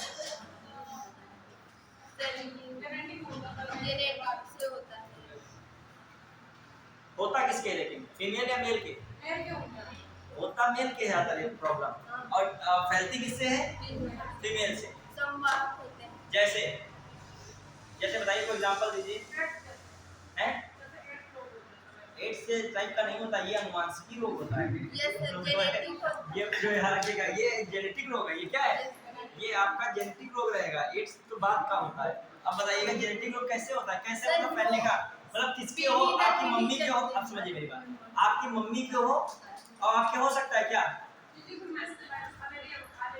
एक क्वेश्चन आया था इस तरीके घुमा के, मतलब पहले बात समझा करो, तुम लोग पहले सुनते नहीं हो, बस धुआंधार शुरू कर देते हो। पहले मैं पूछ रहा हूँ ना, आप ये क्वेश्चन पहले समझो तो मैं क्या कह रहा हूँ। कलर ब्लाइंडनेस जो रोग होता है, तुम लोग धुआंधार सुनते तो पहले मेरी बात को देखिए। पहले जब एग्जाम में क्वेश्चन पहले समझना, पर धुआंधार शुरू करना 4 ऑप्शन देख के। मैं कह रहा हूँ कलर ब्लाइंडनेस एक रोग होता है जो खासकर लाल पीले हरे रंग में कंफ्यूजन क्रिएट कर देता है। ये ज्यादातर पुरुषों के होता है, लेकिन बाहर का काम कौन करती है? महिलाएं करती हैं। ये बात समझ पाओ, होता पुरुषों के है। जब चेकिंग होगी तो लड़कियां बाहर उस टेस्ट से नहीं निकलेंगी, लड़के अधिकांश छट जाएंगे। समझो, कायदे से चेक कर लिया जाए। शायद आप लोगों को भी हो सकता है किसी के जो बहुत बारीक चेक करा है। लड़कियां बहुत जल्दी तक देखा होगा डिजाइन या कलर पहचानने में गर्ल्स बॉयज से क्या होती है? तेज होती है। उनको फिरोजी और दुनिया भर के रंग बहुत बारीकी से अंतर होगा। लड़कों को लाल पीला हरा नीला स्पष्ट दिखाता हो, ठीक है। अब आइए तो मैं देखो हर चीज का रीजन भगवान ने बनाया, समझना जानते हैं हर चीज का। देखो महिलाओं को आपको कहते हो स्वेटर की बिनाई उनाई में तो जल्दी कलर जान जाएगी, अब आपको जो दिख रहा होगा वही जानोगे। तो ये प्रॉब्लम पुरुषों की ज्यादा होती है, ठीक है। आप बताइए कैसे उस पुरुष की हो सकती है? माने किसी लड़के के है कलर ब्लाइंडनेस, तो कैसे हो सकती है? सपोज दैट आपकी मान लीजिए एक्स लड़का है, वो इसके नाना के रही होगी, नाना से कहाँ ट्रांसफर हुई? माता में। अब माता से इस लड़के में ट्रांसफर हुई। समझ पा रहे हो? नहीं समझना, ध्यान से समझना इस बात को। ये एक चैन बनती, समझना। ट्रांसफर किससे हो रही? मम्मी से हो रही। तो बाहर का काम कौन कर रही है? मम्मी कर रही है। समझ रहे हो नहीं? अब नानी के हो जाएगी तो लेडीज में हो रही है। नहीं समझे? समझ पाए कि नहीं बात को? ये बात समझना। एक क्वेश्चन आता है इस तरीके का, रिलेशन होता है। तो नाना की रही होगी ग्रैंडमाइन में, फिर किसके आई? मम्मी। और मम्मी के थ्रू कहाँ पहुंची है? सर 50-50% ये भी तो हो सकता है, मतलब वो लेडीज में वाहक हो जाए और उसमें जेंट्स में हो सब सकता है, लेकिन जो ज्यादातर रहता क्या है आपके लड़के वाला। चलिए छोड़िए, आप लोग और कंफ्यूज हो गए। आपको में दो होता है, रॉड सेल होता है, कोनिकल सेल होता है। एक कलर के लिए जिम्मेदार होता है, किसके लिए? रोशनी के लिए। चलिए आइए अपने टॉपिक पे रहते हैं। हाँ चलिए अब देखते हैं इस टॉपिक में। अब नानी को बता के हमको भी कंफ्यूज कर दिया, ठीक है। अब कैसे था ये ट्रांसफर होगी, ठीक है। चैन ये क्वेश्चन मैंने प्रीवियस ये मैं सच बोल, उस क्वेश्चन की कटिंग आपके ग्रुप में भेज दूं, ठीक है। आप लोग में देखेंगे नाना निकलता है, नानी निकलता है। चलिए प्रीवियस ईयर आया। अब फटाफट बताइए कुछ क्वेश्चन सुन लीजिए, तो जल्दी जल्दी बताइए क्वेश्चन कुछ, ठीक है। आप हम पूछ रहा हूं, 5-10 मिनट की क्लास बची है, टाइम बहुत तेजी से भाग गया। ऐसे क्वेश्चन, ठीक है। अभी 5-6 मिनट है बस, 5-6 मिनट बस आपको मुक्त करना है, बस 5-6 मिनट को बता दी, कॉन्फिडेंस आ जाए इससे आपने पढ़ा सही पढ़ा कि नहीं। देखिए एक क्वेश्चन आया था यूपीपीसी से 2018 में, बच्चों ऐसा क्वेश्चन है जिसको समय लोग बता दोगे सर, यहाँ जो स्थिति ना हो कौन से वही नहीं बता पाए। देखिए भारत के संविधान के किस भाग में हम नागरिकता के संबंध में प्रावधानों को पढ़ते हैं? भाग 1, भाग 2, भाग 3, भाग 4, ठीक है। भाग 2 अगला, नागरिकता से संबंधित प्रावधान संविधान के विकल्प का मतलब नहीं। ये भी आर्टिकल किस रेंज में है? 5 से 11। फिर आइए एक अच्छा क्वेश्चन है, भारत में नागरिकता की निम्नलिखित में से कौन से सही है? भारत में नागरिकता की निम्नलिखित विशेषताओं में कौन सा सही? विशेषता मतलब बतानी। पहला लिखा है राज्य तथा राष्ट्र की दोहरी नागरिकता, गलत। राज्य की एकल नागरिकता, राज्य की एकल नागरिकता, फिर संपूर्ण भारत की एकल नागरिकता, बात सही है। ठीक है, फिर अगला ये भारतीय नागरिकता नहीं प्राप्त की जा सकती है, नहीं प्राप्त की जा सकती है। पहला जन्म द्वारा, होता है कि नहीं? अधिनियम क्या कहता है? जन्म द्वारा। फिर आइए देशीकरण द्वारा, बताइए। ध्यान रखिए कौन सा अधिनियम में करा? 1955। फिर आइए किसी भूभाग के सम्मेलन में हो सकती है, ठीक है। अगर समझ पाए कि नहीं? अरे वही 5 पॉइंट है, जन्म है, वंश है, पंजीकरण है, फिर आपका कौन सा है रहेगा? प्राकृतिक है या देशीकरण है? या चौथा सबसे पांचवा कौन है? भारत किसी भाग को जीत ले तो अपने आप नागरिकता वहां की भारत में मिल जाएगी। ठीक, फिर आइए अगला भारतीय बैंक में धन जमा करके, यही नागरिकता इस आधार पर क्या मिल सकती है? भारतीय बैंक में धन जमा कर दो नागरिकता मिल जाए। घूसखोरी को बढ़ावा देना पड़ता है। फिर आइए अगला देखिए भारत का एक नागरिक, देखिए सही देखिएगा, ये बहुत अच्छा क्वेश्चन है। 4 ऑप्शन दिए, पहले से बता दे रहा हूँ, हालांकि मैं बता चुका हूँ। 1 2 3 है, 1 और 2 है, 1 और 4 है, 2 3 4 है। ठीक, आए मत कीजिएगा, बार-बार पढ़ा रहे हैं तो वो जान गए, 4 ऑप्शन है। ठीक है, आइए पहला नंबर भारतीय नागरिक का परित्याग, देखिए लिखा है भारत का एक नागरिक अपनी नागरिकता खो देगा कब? यदि वह भारतीय नागरिकता का परित्याग करता है। सही है, दिया था ऑप्शन भारतीय नागरिकता। फिर अगला स्वेच्छा से अन्य देश की नागरिकता प्राप्त करता है, स्वेच्छा से किसी देश की, तो सही है। फिर ये किसी अन्य देश के नागरिक से विवाह करता है, वही वाला कॉन्सेप्ट, लड़की से विवाह करेगा लड़का लड़की से नहीं, तो क्या है? किसी अन्य देश के नागरिक से विवाह करता है तो नागरिकता समाप्त नहीं होती है। फिर आइए सरकार की आलोचना करता है, तो कौन सा एकदम सही है? एक और दो। अगला बताइएगा आईएएस 2021 में है, किसमें है?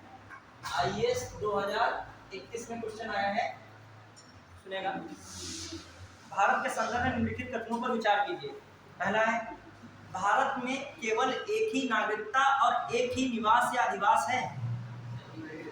लाइन पढ़िएगा, मैंने वहां कहा था भारत में एक ही नागरिकता और एक ही अधिवास माना जा रहा है। ठीक है, फिर आइए मतलब विभेद नहीं किया जा रहा है इस मामले में। फिर अगला पॉइंट है, तो एक वाला क्या है? फाइनल हो गया। फिर अगला जो व्यक्ति जन्म से नागरिक हो वही राष्ट्राध्यक्ष बन सकता है। राष्ट्राध्यक्ष का मतलब जानते हो? राष्ट्रपति।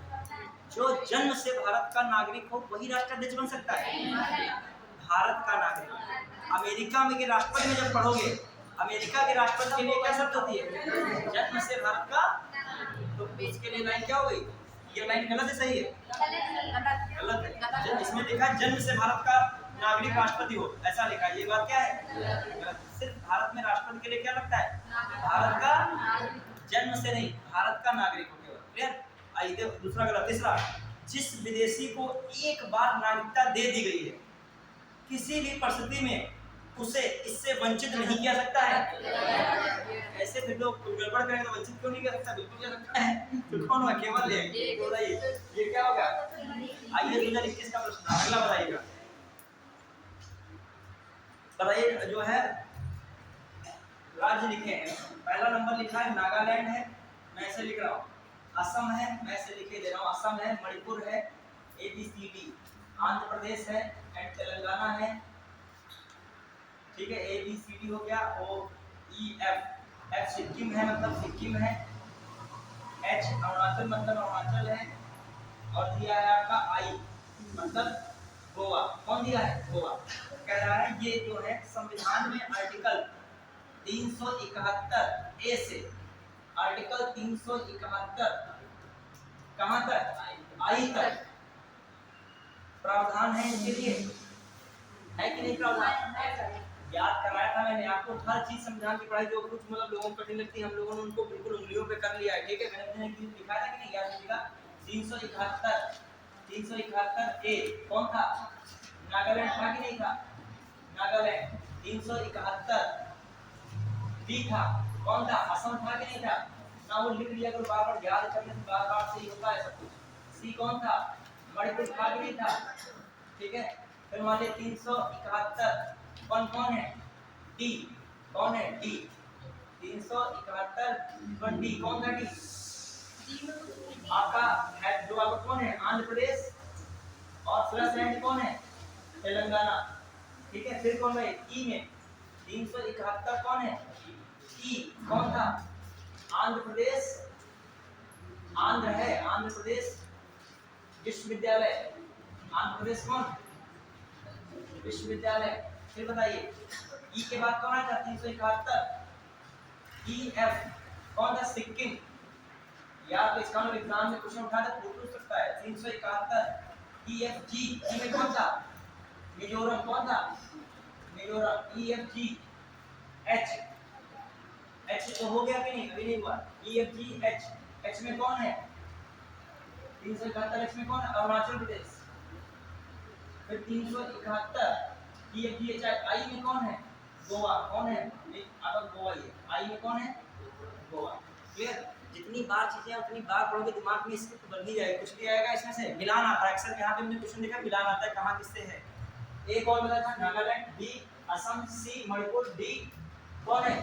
आंध्र प्रदेश, तेलंगाना। ई कौन है? ई में कौन? आंध्र प्रदेश विश्वविद्यालय। एफ, एफ में फ्लाइट बहुत होती है कहाँ पे? सिक्किम। और उसे जी, जी, जी मिजोरम। मिजोरम में जी नहीं निकल रहा है। अब आइए इसके बाद एच, एच में अरुणाचल प्रदेश, अरुणाचल प्रदेश। और आई में क्या है? गोवा आई। ठीक है, गोवा में क्या? ऐसे रखो गोवा में आई, कुछ ऐसे याद रखो। ठीक है, दिमाग में कुछ भी बना सकते हो। ठीक है, बना के कुछ भी बना लीजिए। अब देखिए जी बनाए, जी किसमें कर? मिजोरम। मिजोरम ये। एफ सिक्किम में क्या बहुत होती है? चाइना इंडिया की क्या होती है? ज्यादा फाइट वाला माहौल रहता है तो फाइट हो गया सिक्किम। डी हैदराबाद, हैदराबाद में डी नहीं निकला हैदरा, तो यहाँ पे कौन हो गया? आंध्र प्रदेश और तेलंगाना। ठीक है, इसे कुछ बना सकते हो। अब आइए भारत और संयुक्त राज्य अमेरिका के संविधानों में दो राजतंत्र। अब देखो पहला स्टेटमेंट सही हो गया कि नहीं? पहला स्टेटमेंट बताया गया था ये राज्य है कहां से कहां तक है? 371 ए से 371 आई तक। क्लियर? अगला स्टेटमेंट, भारत तथा संयुक्त राज्य अमेरिका के संविधानों में दो राजतंत्र संघ और राज्य हैं, किंतु नागरिकता इकहरी है। गलत है। नागरिकता इकहरी है। ये भारत में और अमेरिका में यहाँ तक तो बात सही है, केंद्र और राज्य दो होते हैं। भारत में भी है, अमेरिका में भी है। ये उससे क्वेश्चन है तुलनात्मक वाला। लेकिन भारत की नागरिकता कैसी है? इकहरी है। अमेरिका की नागरिकता दोहरी है। तो ये वाली बात क्या हो गई? गलत। फिर आईएएस का क्वेश्चन है, कोई व्यक्ति जो देशीकरण द्वारा भारत का नागरिक बना है कभी भी अपनी नागरिकता से वंचित नहीं कह सकता। ये भी गलत। वंचित तो कोई भी कह सकता है, गड़बड़ कभी भी कोई हो सकता है, तो कैसे नहीं वंचित कह सकता है? तो ये वाली बात भी क्या है? गलत। क्या होगा? कौन सा ऑप्शन सही है? दोनों। केवल एक सही है। कौन सही है? दूसरा और तीसरा क्या हो गया? गलत। तो कौन सी लाइन केवल सही है? ये वाली सही है। एक दो और क्वेश्चन बताइएगा। नागरिकता संशोधन कानून कब पारित हुआ? ये आया था जानते हो? बीपीएससी 2020 में, बिहार पब्लिक सर्विस कमीशन में आया था 2020 में। नागरिकता कानून कब पारित हुआ? 11 दिसंबर 2018, 11 दिसंबर 2019, 11 दिसंबर 2019, 11 अक्टूबर 2019। देखो वैसे तो ये रियल में है 12 दिसंबर 2019, लेकिन जब ऑप्शन नहीं मिल रहा है तो किसको मान लोगे? नोट का मतलब है लोकसभा से राज्यसभा से पारित हो गया फाइनली, तो इसका मतलब राष्ट्रपति को मंजूरी नहीं देके तो कब मान लिया इन्होंने? 11 दिसंबर 2019। वरना फाइनल कब मंजूरी कब मिली इस नियम को? 12 दिसंबर 2019 को। अगला फिर लिखा है ये भी बीपीएससी 2022 में क्वेश्चन आया है, बिहार पब्लिक सर्विस में। 2 मिनट रुक जाइए बच्चों, बात मत कीजिएगा कोई लोग भी बात ना कीजिए। 2 मिनट रुक जाइए, क्वेश्चन आप लोग बताइए बस। 1 मिनट बाद क्लास बंद करें। लास्ट क्वेश्चन है बस। नागरिकता संशोधन अधिनियम 2019 का उद्देश्य क्या है? नागरिकता अधिनियम 2019 का उद्देश्य क्या? ये बिहार पब्लिक सर्विस कमीशन 2022 में आया था। किसमें आया था? मतलब आपसे इस पिछले पेपर से 1 साल पहले वाले पेपर में आया था। बताइएगा, इसमें पूछा है नागरिकता संशोधन अधिनियम 2019। अभी मैंने पढ़ा था 2019, उसी के बारे में पूछा है। पहला स्टेटमेंट दिया बांग्लादेशी और अवैध प्रवासियों को हटाना है, मतलब इसका उद्देश्य पूछना है। इसका क्या पूछा है? उद्देश्य। पहला लाइन इसमें लिखा है नंबर 1, बांग्लादेशी और अप्रवासियों को हटाना है, तो कहीं उल्लेख ही नहीं था बांग्लादेशी और प्रवासियों को हटाना। फिर आइए, वास्तविक भारतीय नागरिकों की पहचान करना है। पढ़ लीजिएगा सेंटेंस भी सारे। अब आपको ये लगे पार्टिकुलर वास्तविक भारतीय नागरिक कैसे पहचान करोगे अफगानिस्तान के? अभी सारे ऑप्शन पढ़िएगा आराम से, अभी खुद ही निकल आएगा आंसर। विदेशियों द्वारा सीमा घुसपैठ की जांच करना है, घुसपैठ की जांच हो रही नहीं है ऐसा। फिर अगला लिखा है अफगानिस्तान, बांग्लादेश और पाकिस्तान में उत्पीड़ित अल्पसंख्यक समूहों को नागरिकता प्रदान करना है। बिल्कुल क्लियर। तो ये थोड़ा चारों ऑप्शन को देख लीजिएगा कि ई ऑप्शन इनमें से कोई नहीं है एक से अधिक, तो इतना भी होशियार ना बनिएगा एक से अधिक में तुम्हें लगने लगे घुसपैठ वगैरह सब मिल जाए, ऐसा कुछ नहीं, जो कहा गया है सिर्फ वही। तो कौन सा ऑप्शन सही है? अब तुम लोग हमारे एक शब्द का इंतजार कर रहे हो कि सर आज के लिए इतना है, ठीक है। 4-5 क्वेश्चन के हमारे लैंग्वेज है, लेकिन हम नहीं पूछेंगे आज कितने लगते हैं, लेकिन लगभग आपसे क्वेश्चन हो रहे हैं कि ना नहीं हो रहे? नाविक का बताइए, लगभग हो रहा है। अब देखिए कुछ चीजें थी जो मैंने जनरली बोला था, अब उसको लिखवाने में टाइम लगता, जैसे एक डेट मैंने बोली थी 19 जुलाई 1948, ठीक है, वो चलो अब हम अगली क्लास में कभी एडजस्ट कर देंगे 5-6 मिनट, ठीक है, अब ओवर हो जाएगा, ठीक है। एक कितनी स्पीड में लोग लिख रहा है गायब हो जाएगा, आज नहीं गायब होगा, फिर 15 पेज तक तुम लोग यहाँ तक लिख लो।